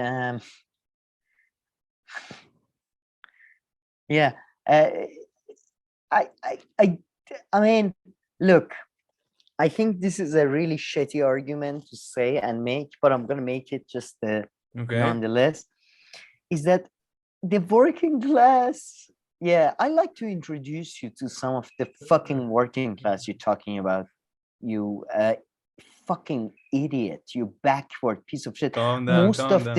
No, seriously, most of the people she thinks are, maybe she's talking about the fucking service industry in the US, which is not really working class. But I'll introduce you to the third world, which is mostly consists of the working class. And they will, what they will do when they see you? They probably lynch you.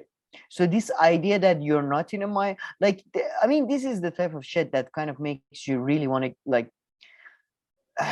but it was very contradictory. Say what Kim said.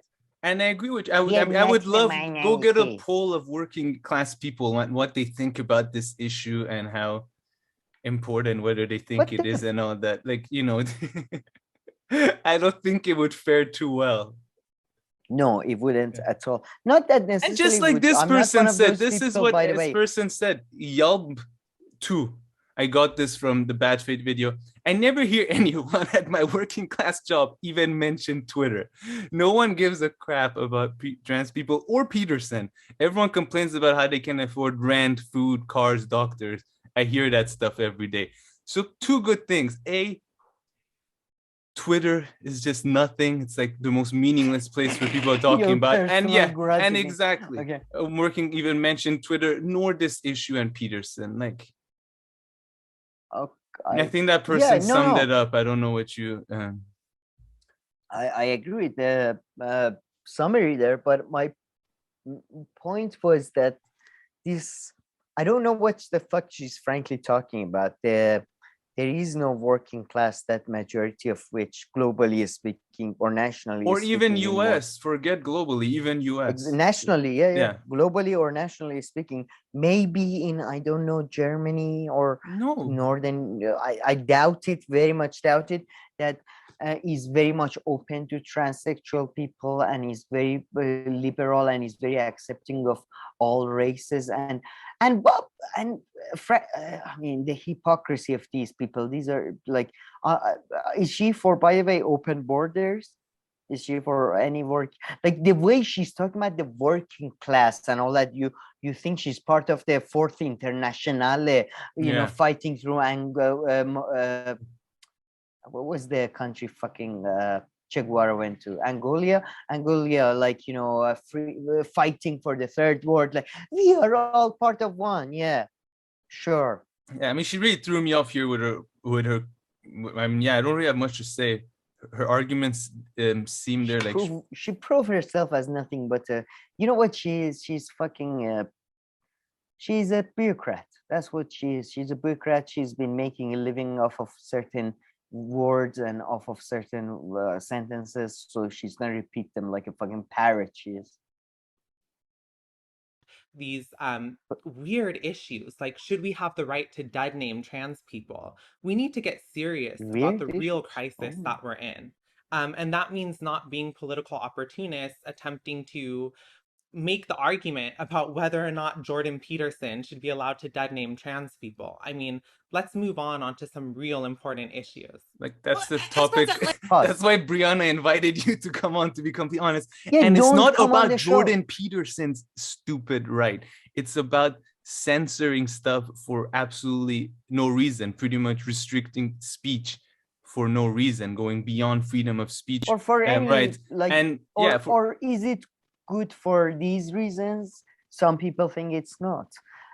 So it's not like, let's say no reason. Let's say they have reasons. We just disagree with them. And as you said, again, I don't like right-wing media. I don't like Fox News and stuff. I don't watch them.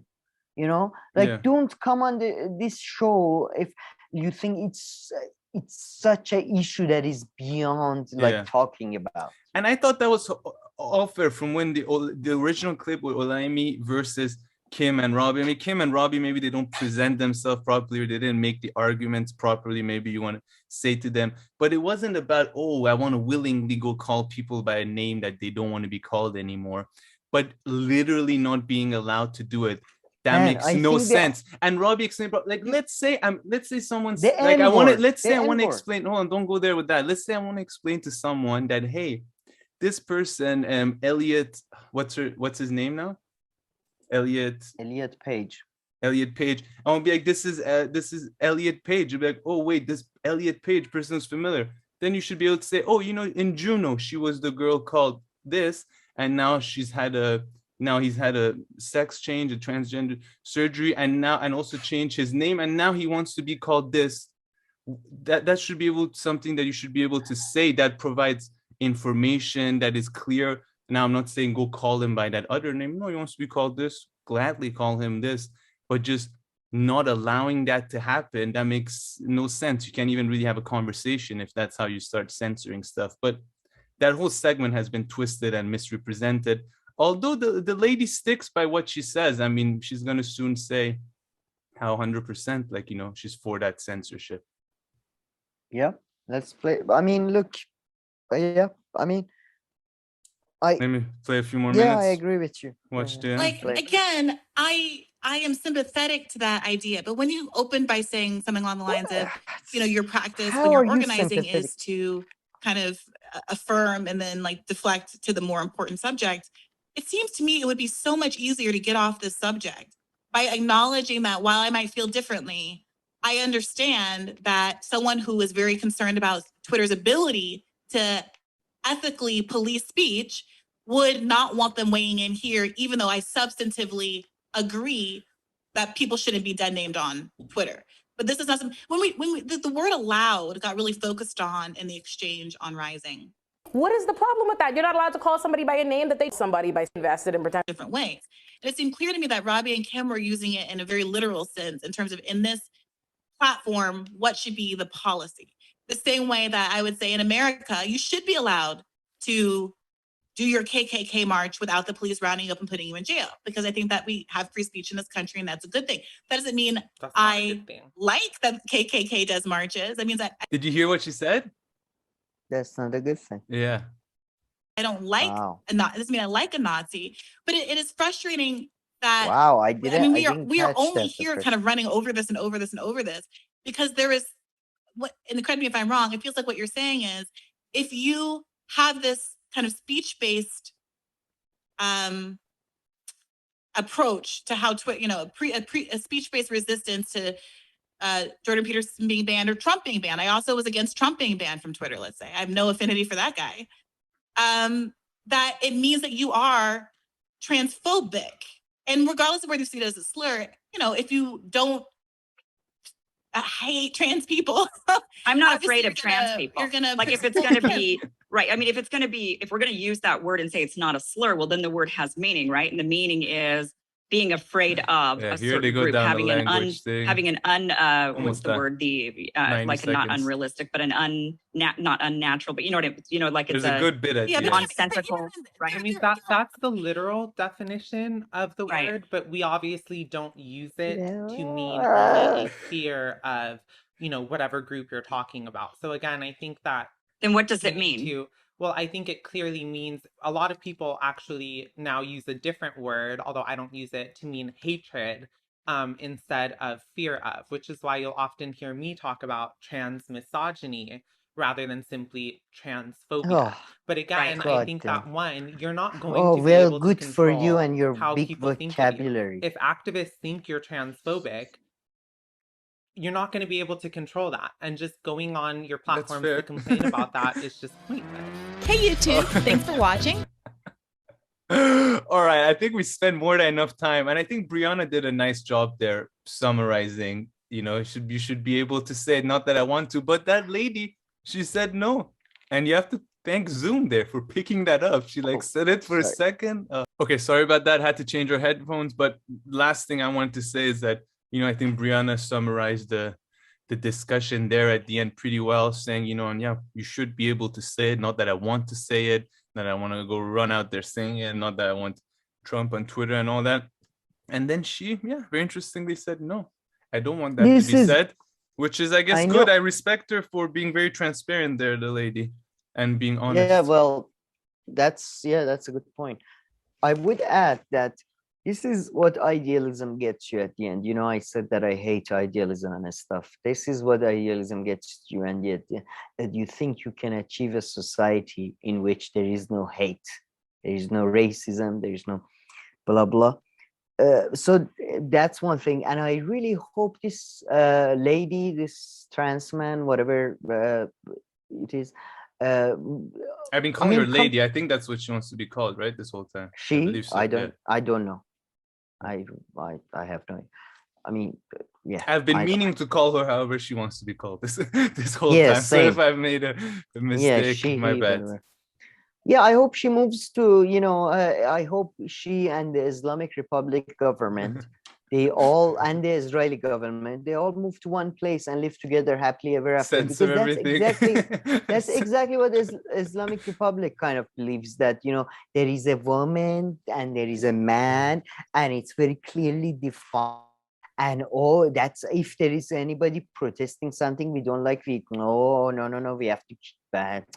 It's very bad. It's very bad. By the way, they are very anti-Nazi as well. If there is whenever there is a racial thing, they crack down on it. So she would love that.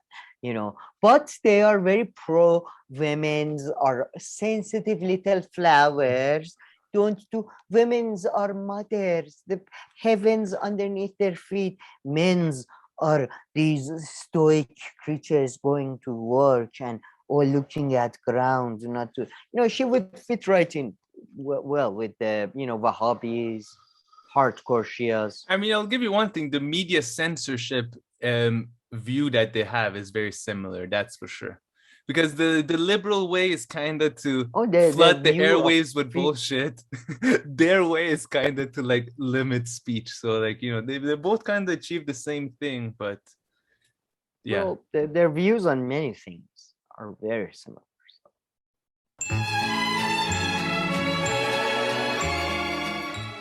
All right, Sam, let's move on to Jordan Peterson. Although we want to talk about a recent new video that Jordan Peterson did, but you wanted to discuss this comment. I don't think there's much there, but what did you want to say? Well, read it first. So this is in response to, Jordan Peterson's, if you think he's the greatest man, he's smart in some things, he makes some very good points, highly educated. His Islam thing and Shia and Sunni things, nobody can deny that was the stupidest, most like latest kind, the most outdated kind of bullshit talking points I've ever heard. So I mean, this is in response to that, and we clearly said in that video there's nothing substantial to talk about or touch on. If you think differently, well, that's your right. But MT Jeeves says, oh man, you've heard it before, so it's outdated. The question, Junior, is this: does it still apply? If it doesn't, instead of tearing down what many have admitted works for them, where's your viable alternative? So I don't know what they're on about, tearing down what's work. Oh, that's right, you're an internet critique. Not even, I wish. They used to have a saying, every birth is followed by an afterbirth. In modern society, we call that afterbirth critics. Again, I'm not familiar with that. Men who have done nothing, fair enough, trying to stain the legacy of men who have. I'm not trying to do that. You laugh and poke fun of the way he talks, and that's in that video 100%, yet have no commentary on substance of what is said. There was no substance. I don't even like Jordan Peterson, but we certainly have enough MSNBC lookalike. Oh, so now we're MSNBC lookalike. Tryouts on YouTube. Don't quit your day job. Amen to that, I agree. So but I don't know. I mean, this has to be like top 3 stupidest comments I've seen on our page. On our channel. Well, a stupid is one thing. I don't mind the stupid. It can be fun. Wrong, even disagreeable can be fun. Like, even I like it when people say, oh, this sketch was so bad, or oh, your comment was so stupid, so pathetic, blah, blah. There is something real about it. This piece of shit. I agree oh with man, you've heard it before? Yeah, we've heard it before. So it's outdated. Yeah, it's outdated. The question is this, Junior. The question, Junior, is this. Well, let me tell you something, fucking senior. I know you're probably a boomer or something from your picture and from your language, and you think this hasn't been tried before for long enough. But guess what, you piece of shit, motherfucker? Sunnis and Shias have been living together for more than 1,000 years. Oh, what a surprise. Oh, having pen paling stuff. They've had discussion groups, books even published. Can you believe it? Books, these Muslim rights. So Jordan Peterson put out a video. I think the title is a bit misleading, actually, How Black Lives Truly Matter. So he spoke with this lady. Unfortunately, I can't see her name right here. It's not what I thought. It wasn't that bad. It was a lot of nothing, like very basic level conversation presented as things that you're not allowed to say, or kind of introducing, Jordan Peterson style, like premises that, making it seem like it's very widely agreed. Maybe it was like 20 years ago, but it's not now. And then arguing against that. So using a few tactics like that. But yeah, it doesn't really have to do with Black Lives Matter in the sense of Black Lives Movement in America. She's very much more concerned with, of course, her home country, Senegal, and the continent in Africa. So maybe we can watch the first minute, which is like actually just a part taken from later on. We're not going to watch more of it, but this was probably like the least annoying or the least like infuriating Jordan Peterson interview I've ever seen. He barely talks. He lets her talk a lot. And my only concern is that he might leave his wife for her. That's my only real concern here, because he loves everything that she says. And they're so good at like letting one talk and then the other one talk. I don't know how they did it over Zoom. We really need to learn. But should I play a few minutes, or do you have something to say as well? No, play, but play the little bit of the intro as well. Yeah, this is from she finishes. Okay. After she finishes talking. Go ahead. So this clip is like from halfway through, guys. Yeah, that's how they do it. on his channel. Whole thing about the climate change. Oh, gee, climate change. I'm not even going to go and argue the scientific argument. I'm not.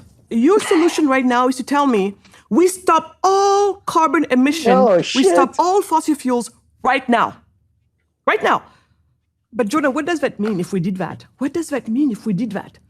It means poor people will freeze in the dark and bake in the sun while they starve. Thank you. You just signed a death warrant for 1.3 billion people, of them 1 billion black people. And you just told me that Black Lives Matter. So even when it comes to climate, you're full of it. So I need to pause right there. So that's the exact example as I was saying. Putting forward. No, hold on. Hold on. Let me make this argument before we forget. Before we get confused. But you want to play the music? I'll play it after. I thought you wanted to play the beginning of the thing. I didn't know you were so into the music. But But let me try and make my point. That was the exact same thing. Presenting a premise. Come on, nobody says we have to stop fossil. Who says that? Maybe I'm not hearing right. Nobody says we have to stop right now. Maybe 30 years ago, some weird activist said it. All you listen to global leaders, it's all about phasing it in 10, 20, 30 years. Of course, it's bullshit and there's no follow through. But that's how they say it. So that was a very Jordan Peterson-like approach of what I found, to present a premise, make it seem like that's what's widely accepted and said, and then argue against it. I don't know if you have anything to say there. No, yeah, that's his shtick though. That's yeah. But she's much better the rest of it. I didn't even reach that part in.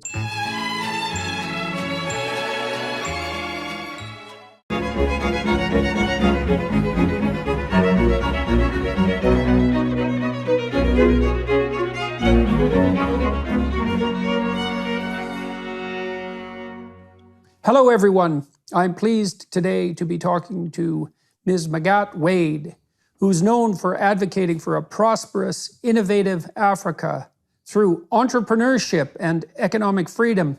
She is the founder of skinisskin.com.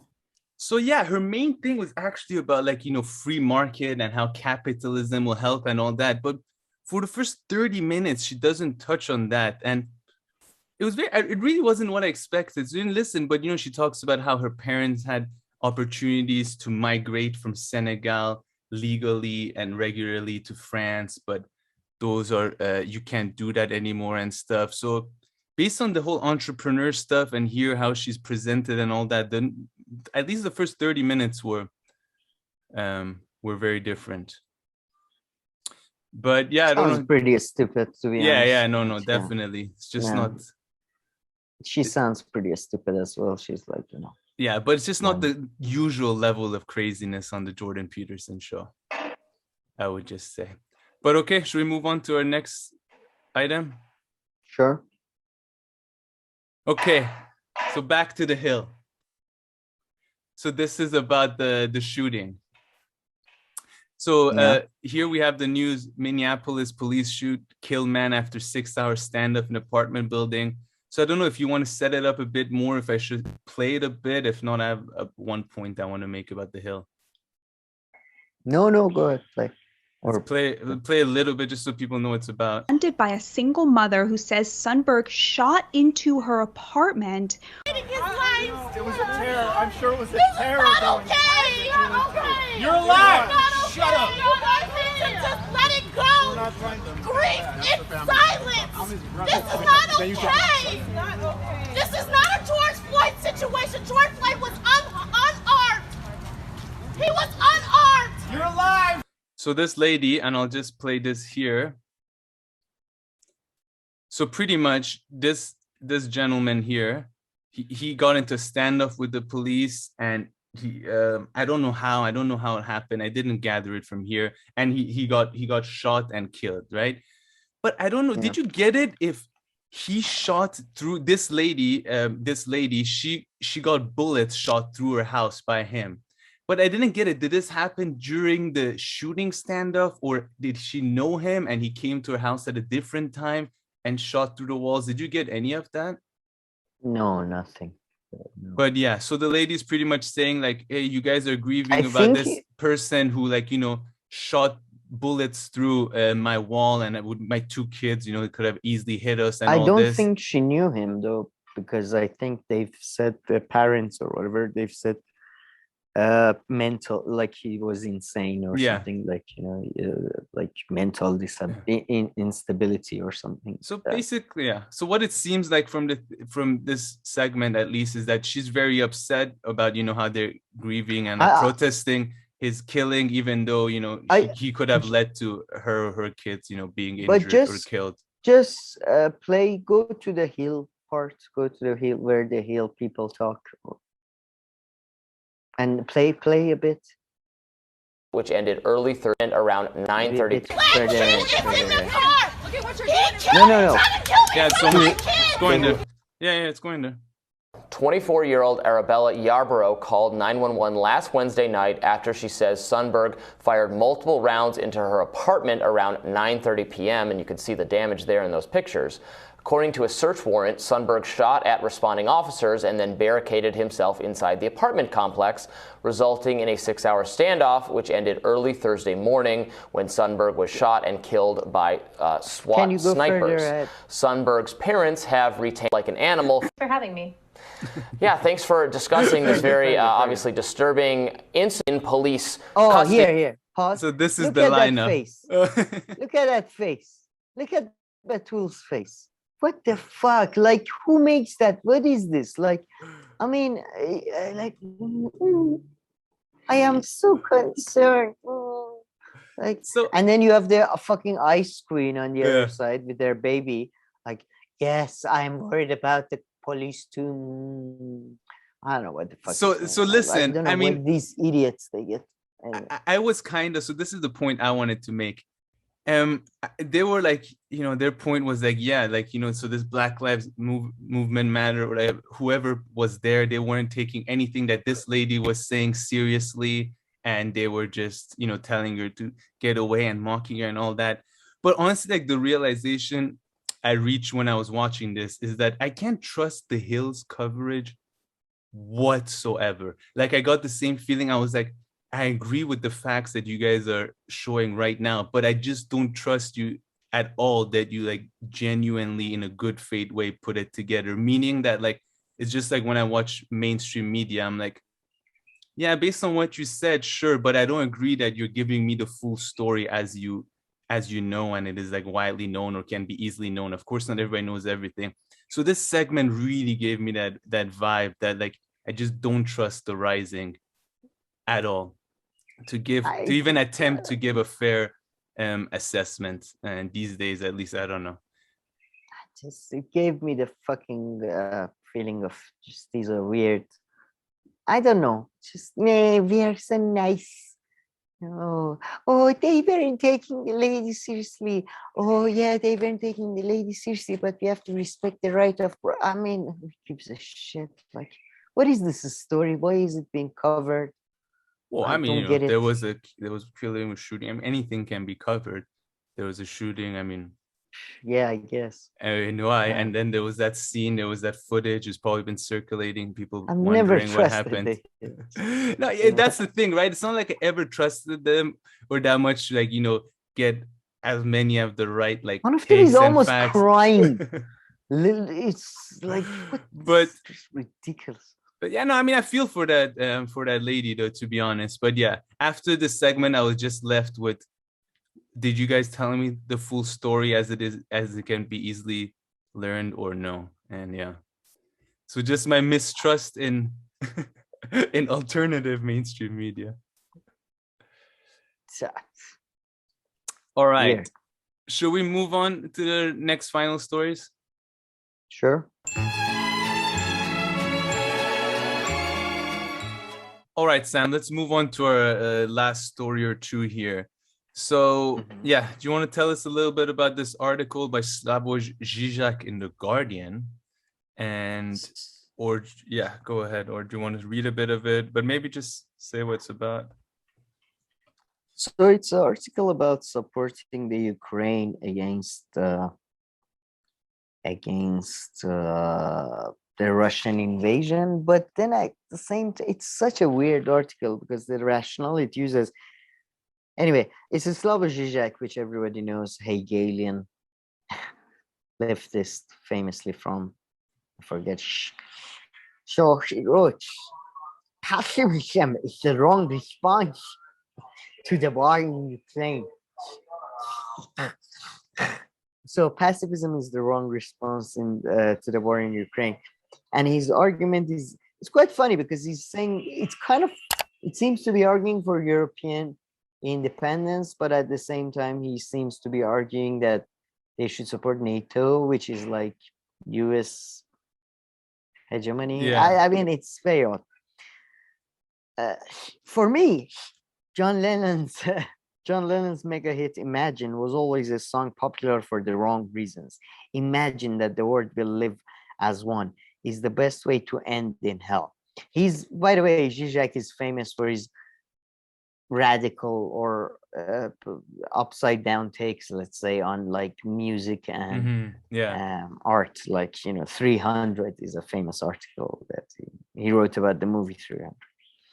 Those who cling to pacifism in the face of the Russian attack on Ukraine remain caught in their own version of Imagine. Imagine a world in which tensions are no longer resolved through armed conflict.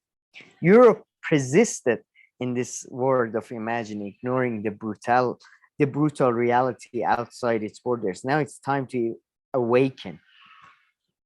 Which is kind of like, okay, all right, independence, Europe is all right, whatever. The dream of a quick Ukrainian victory, the repetition of blah, blah is a slowly, it's boring. Here. There is no longer any need to read between the lines when Putin compares himself with Peter the Great. Or on the face of it, quote, on the face of it, he was at war with Sweden, taking something away from it. He was not taking away anything. He was returning. He was returning and reinforcing that is what he was doing. Clearly, it fell to our lot to return and reinforce as well. Quote ends. More than focus on particular issues, is Russia really just returning and to what? We should read carefully Putin's general justification of his claim. In order to claim some kind of leadership, I'm not even talking about global leadership. I mean leadership in any area, any country, any people, any ethnic group should ensure their sovereignty, because there is no in-between, no intermediate states. Either a country is sovereign or it is a colony, no matter what colonies are called. The implication of these lines, as one commentator put it, is clear. There are two categories of a state: the sovereign and the conquered.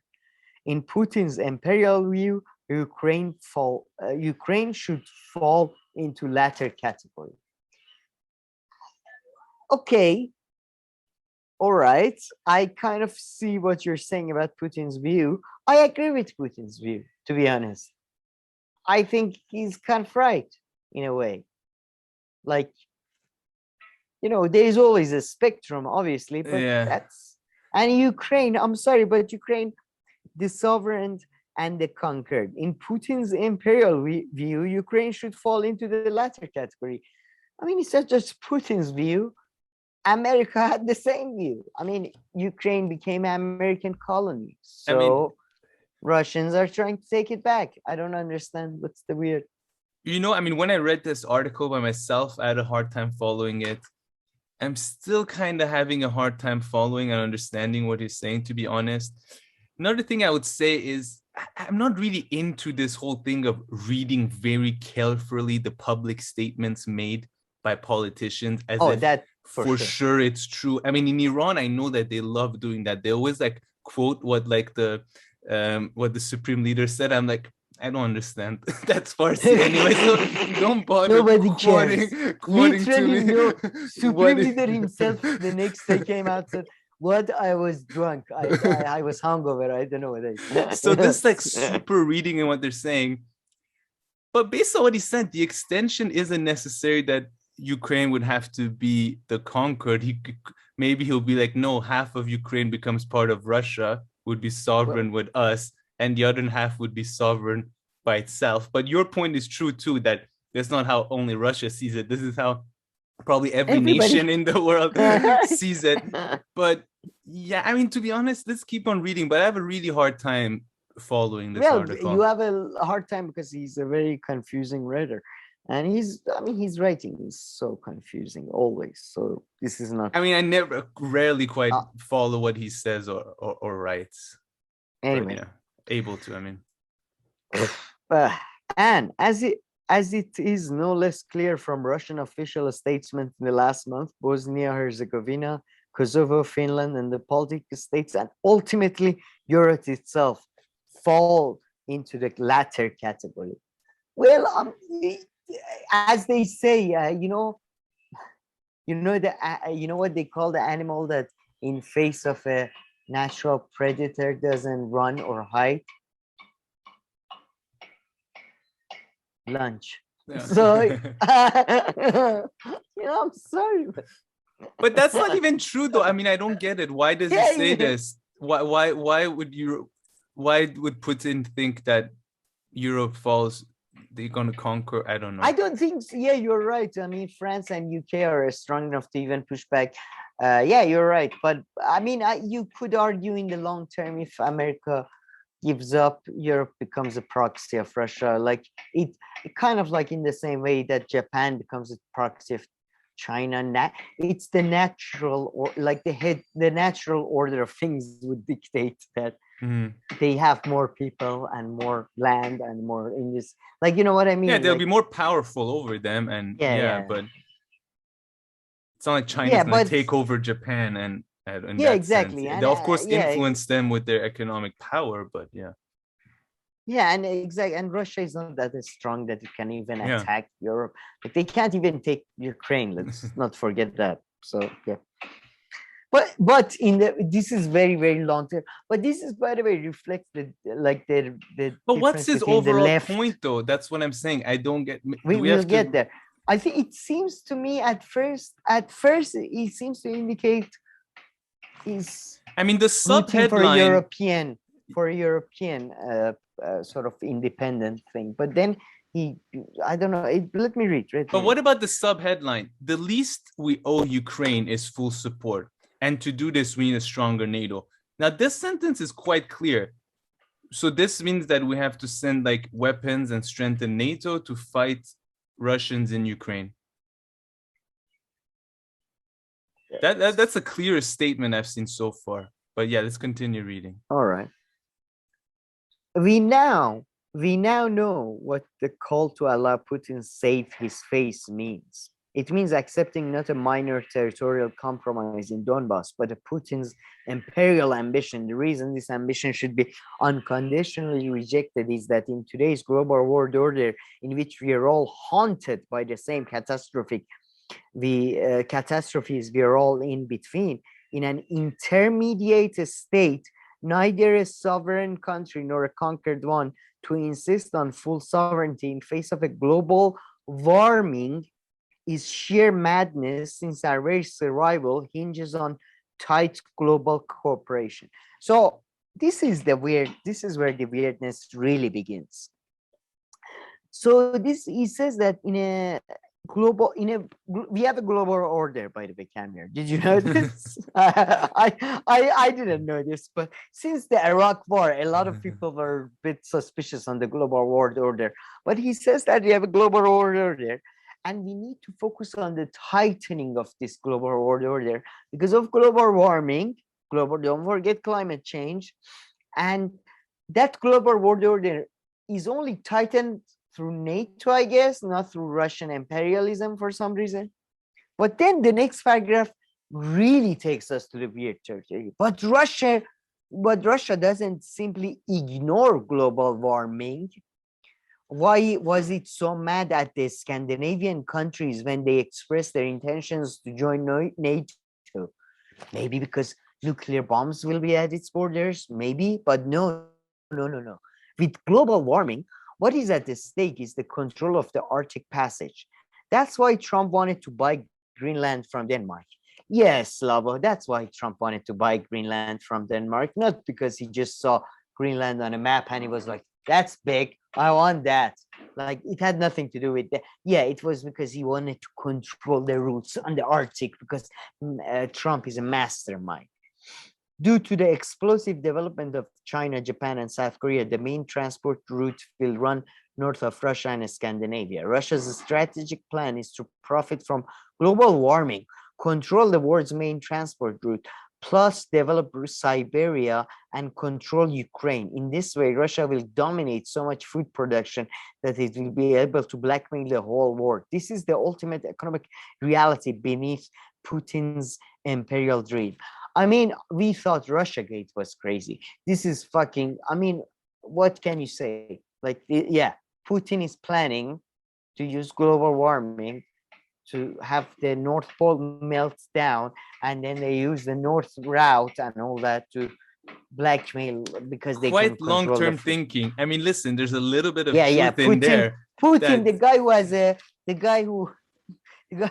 I mean, listen, there's a little bit of truth in there, which is that Russia could benefit in the near future from having more arable lands and all this, but so will other countries in the north. I don't understand why Canada wouldn't benefit from such a thing, or other places as well. And then why would all trade routes go from up there and not like the China Belt Road like initiative? No, well, they would go from the China Belt Road, but the problem with the China Sea or the Japan Sea, whatever you want to call it, is that China has a limited access to oceans. Yeah, no, but I mean, from Pakistan and all that, bringing all the goods there, and from there to Europe, to Africa, to North America.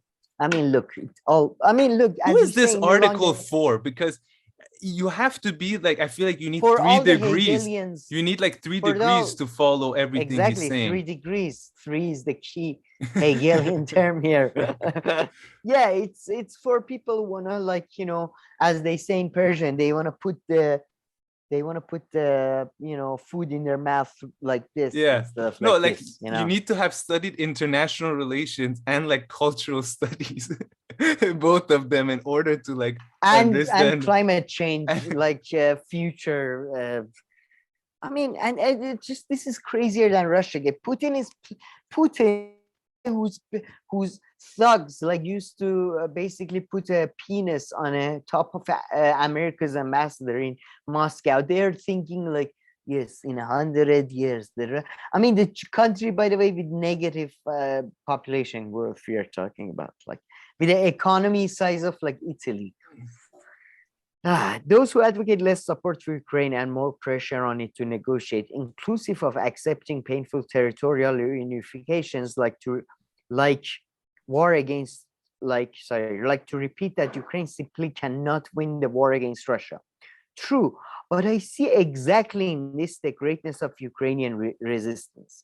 Again, this is like typical Hegelian shit that you turn, oh, the man is dying. Yes, I see the greatness of human experience in dying. Jesus Christ. They risk the impossible. We find pragmatic calculation, and the least we owe them is full support. And to do this, we need a stronger NATO. I don't understand here. What is the impossible? They risk the impossible. Russian Empire what is bad. he talking about? American Empire is good. But hold on for a second. They risk the impossible. What is he talking about? Defeating Russia. He says. But I mean, they got attacked. So once you're attacked, you usually like resist and fight back. That's like very normal. And no, he says the critics of this say that, like, people, like everybody, like the normal people, say that Ukraine can't win, so they should also negotiate. Yeah, also negotiate. You put the word "also" in there. I like that. Okay, yeah, you're right. I put the word "also." Maybe some of them don't say that, but they say negotiate or also negotiate, whatever. He says that no, like makes it like the fact that they're definitely going to lose against Russia make their resistance much greater because they're all martyrs, and you know what I mean, like, you know, because they have no chance. It's like you're only brave in face of. I mean, like it's basically he's writing postcard.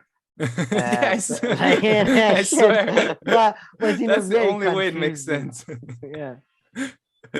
This article can be broken down into a series of postcards later on in a year. He'll put out the postcard edition of the article. You know, it's stronger together, NATO. Woo! make the most out of a piece of article, you know. Man, I don't know if you want to philosophers. read more. Yeah, go on. Yeah, I do. And philosophers, it confirms it for me. They are not great. The US strategy to counteract through Europe is far from self-evident. Not just Ukraine, Europe itself is becoming the place of the proxy war between US and Russia. Oh, no shit, Sherlock. Yeah. But, yeah. Which may well end up by a compromise between the two at Europe's expense. Again, no shit, Sherlock. There are only two ways for Europe to step out of this place. So see, this is now we are getting to solutions.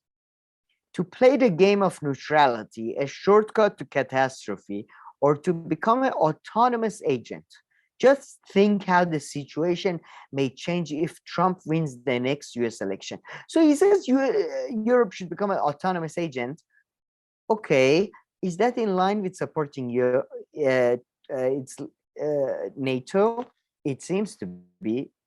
While some leftists claim that the ongoing war is in the interest of the NATO industrial military complex, which uses the need for new arms to avoid crisis and gain new profits, their true message to Ukraine is, okay, you are a victim of a brutal aggression, but do not rely on our arms, because in this way you play in the hands of industrial military But hold on, no, that is not just that. The other reasoning is, even if you get more weapons and if you get more help, you will always be the weaker one. So you're just prolonging the war and the suffering. That is at least the argument that I hear about not flooding, places that are in conflict. But don't with you get with it, guns. Kamir? Prolonging the conflict and the suffering is good because it leads to a more true resistance against the Russians in a way. It leads to a purer resistance against the global warming Russians who are.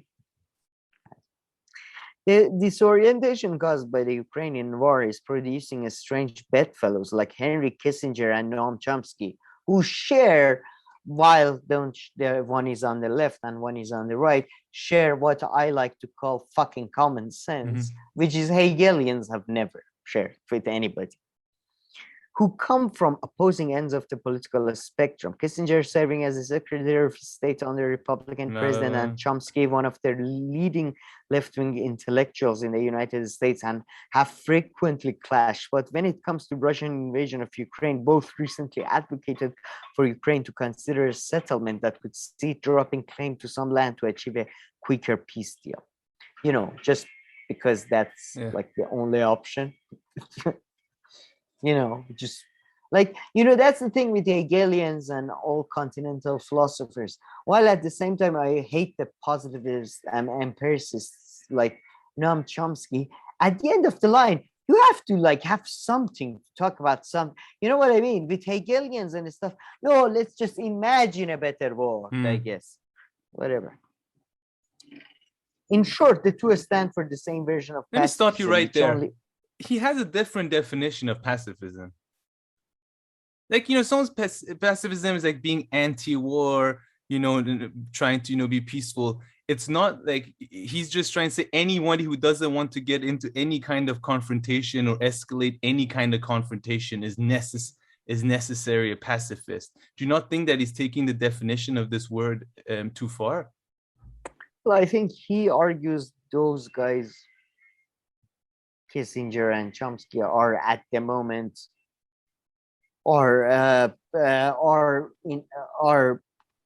would fit in that category of pacifism that is like non-confrontational. Yeah, I would that's disagree. In short, the two stand for the same version of pacifism, which only works if we neglect the key fact that the war is not about Ukraine, but a moment of brutal attempt to change our entire geopolitical situation. So he's saying that, they argue it's pacifism because they believe that US is in charge and it's just Russia acting defensively. I don't think Chomsky would argue that's pacifism. I don't know. The word pacifism, the way he's using it is throwing me off, but continue, please. I mean, everything about the article is throwing me off. So. Yeah, that's true. The true target of the war is the dismantlement of the European unity. Oh, the European unity. I mean, the European unity that 2 years ago Britain just came out. Advocated not only by the US conservative and Russia, but also by the European extreme right and left. At this point in France, Mélenchon meets Le Pen.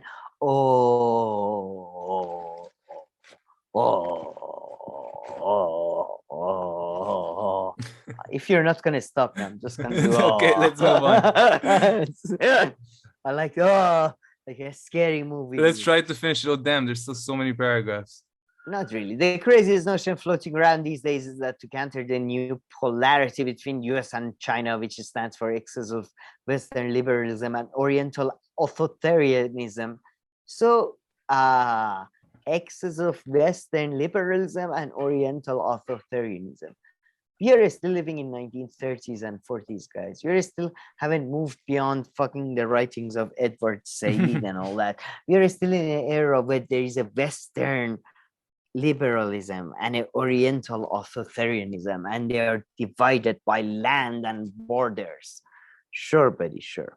Europe and Russia should rejoin forces and form a third Eurasia bloc based on Christian legacy, purified of its liberal excesses. The very idea of an Eurasia third way is a form of today's fascism. These are the people who say that Europe should move away from America towards Russia, and he's saying that that's a form of Europe. That's a form of people fascism say that. Because, in Europe, some. I mean, they say that, but there's American NATO bases in Germany, so they can't say whatever the fuck they want. Nobody cares. So, what will happen when voters in Europe and America are faced with soaring energy costs and broader inflation driven by sanctions against Russia might lose their appetite for a war that seems to have no end, which needs that are only expanding as both sides head for a protracted stalemate? The answer is clear. At that point, the European legacy will be lost. The European legacy, come here. Oh my God, the European legacy will be lost. Where was it? Where was I? Fuck, I lied. And Europe will be the de facto divided between American and Russian sphere of influence. In short, Europe itself will become the place of a war that seems to have no end. Okay, you had me with that first sentence. I mean, Europe will be de facto divided not only between America and China, actually, really too. In short, Europe become place of war. Doubt about that. Here you can continue. What is absolutely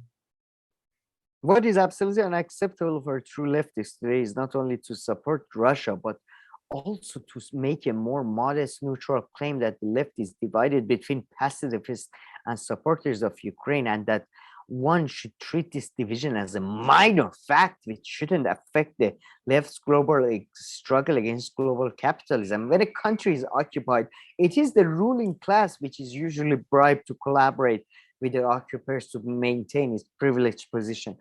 Then it is usually a Slavoj, but is it in this case? Is it, buddy? Is Zelensky part of the ruling class, or is he part of the opposition, buddy?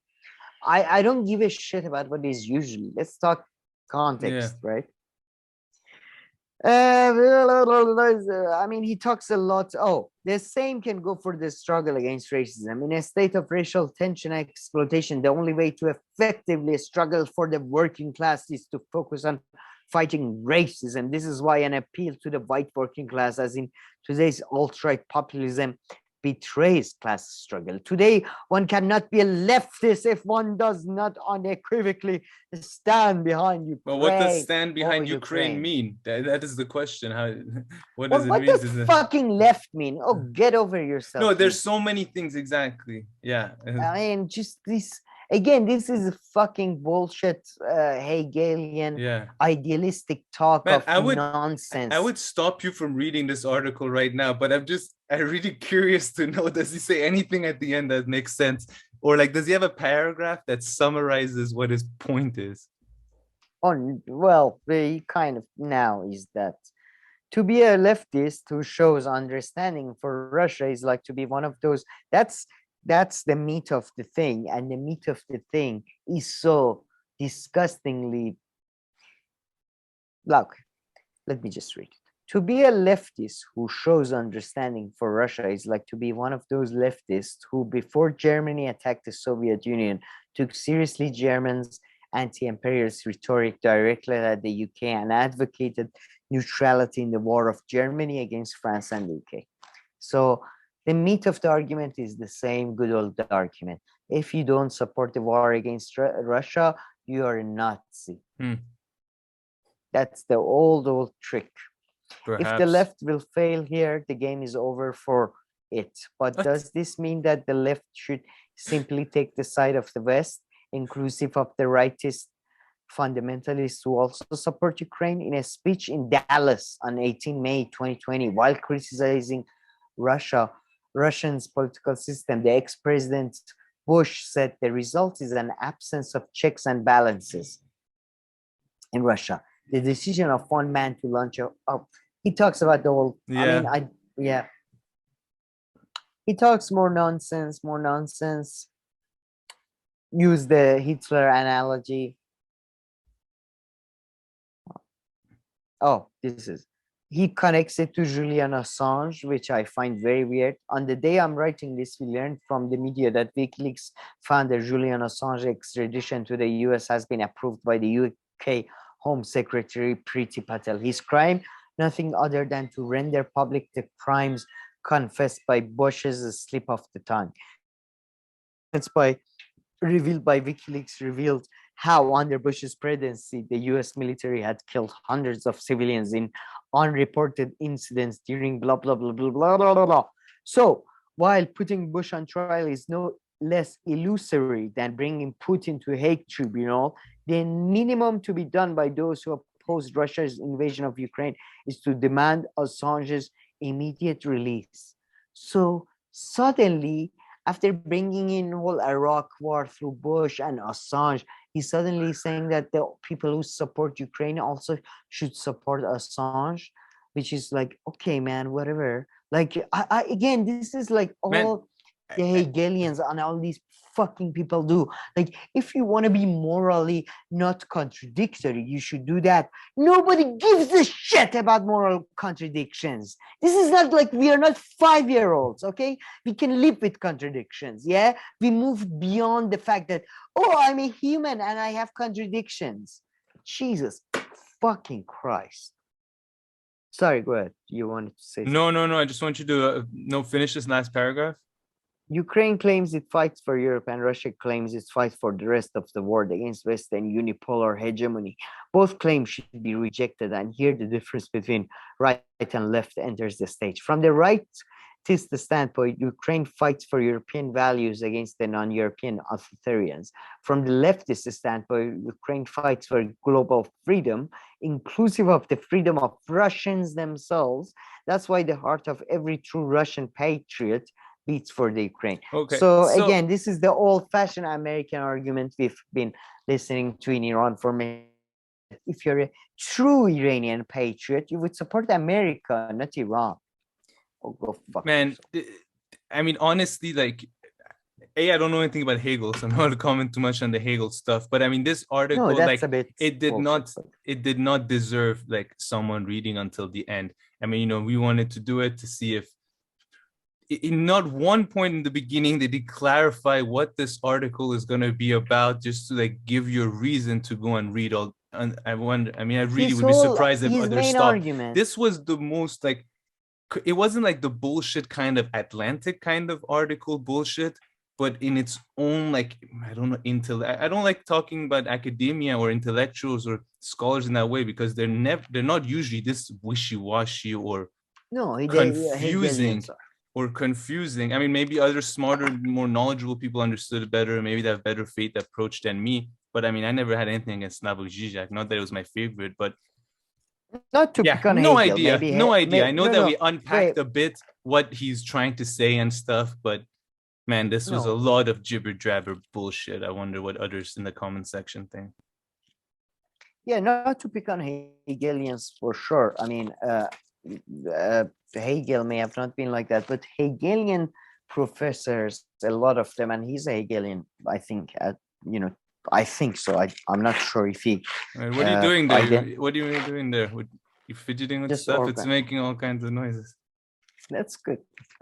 But Hegel, but these guys are famous for their confusing writing. And even if you agree with the article, if disagree with the article, it definitely has confusing writing and a lot of 100%. tricks that is trying to confuse people, in my view. And you listen to fucking Slavoj Žižek, that's one And of so his many like tricks. inside jokes. I feel like he was making like inside jokes or like inside like claims, like the article should have come with, okay, first go read these 5 things. Once you have a good understanding of these 5 things, then come back to this article. That's a good, well, in this one, I don't feel it that much. I haven't read his other work.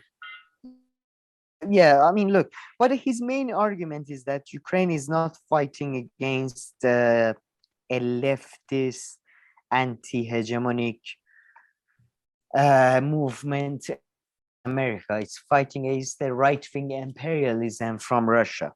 And I think this is, by the way, in a way, it's a very good article that highlights the difference between the left in America and the left in the Europe, because left in the Europe is usually much more anti-Russian and anti, you know what I mean? Like they feel the threat of, it's kind of like India or like in India and Arabs, they consider Turks imperialists, but in Europe and America, they're like, oh, Muslims, they're all like, oh, poor people. So it's a bit like that. So it highlights that. But his argument is basically that Russian imperialism is as bad as American imperialism. And frankly, he's wrong. It's not. Because of their strength. Different. Yeah, exactly. And many other things, which he does. I mean, it's a very confusing article. It's a very confusing article, but okay. I don't know. Yeah, did you I find nothing? I have nothing to say. I said everything that I had. I mean, for me, this was a really bad article. I mean, that's my take. Very bad argument. I don't see, very unclear. I don't see in the Guardian. Even like people read the Guardian, I don't know, educate all kinds of degrees or whatnot.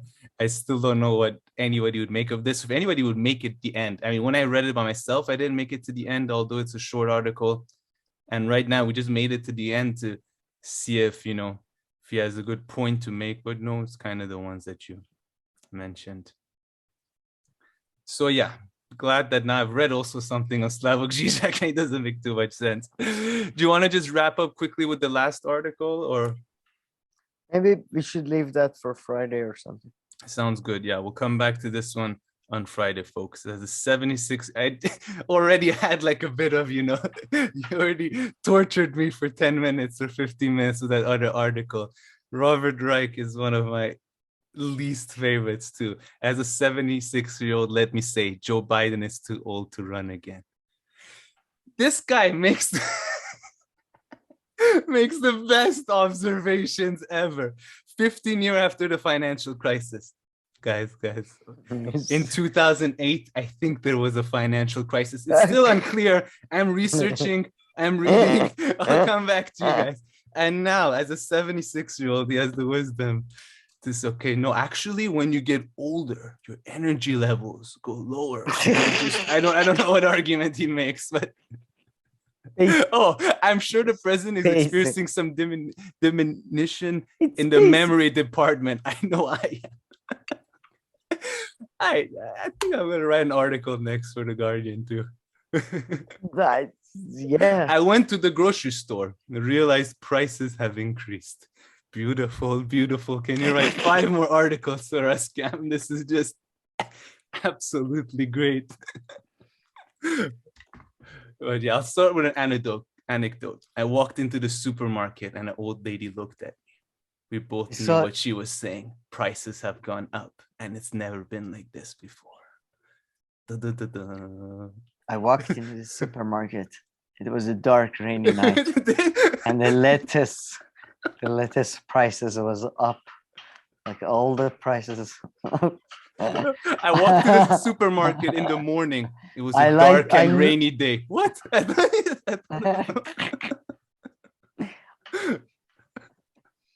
So yeah, maybe we'll save this formidable piece of literature. I'm sure it is. For Friday. I'm sure it's one hell of an article. It's truly Raymond Chandler level. So, I have no doubt. But okay, folks, please leave your comments, question, criticism down below. We'll make sure to get to them. If not, thank you for watching. Please like and subscribe. I'll see you in our next video. Thank you.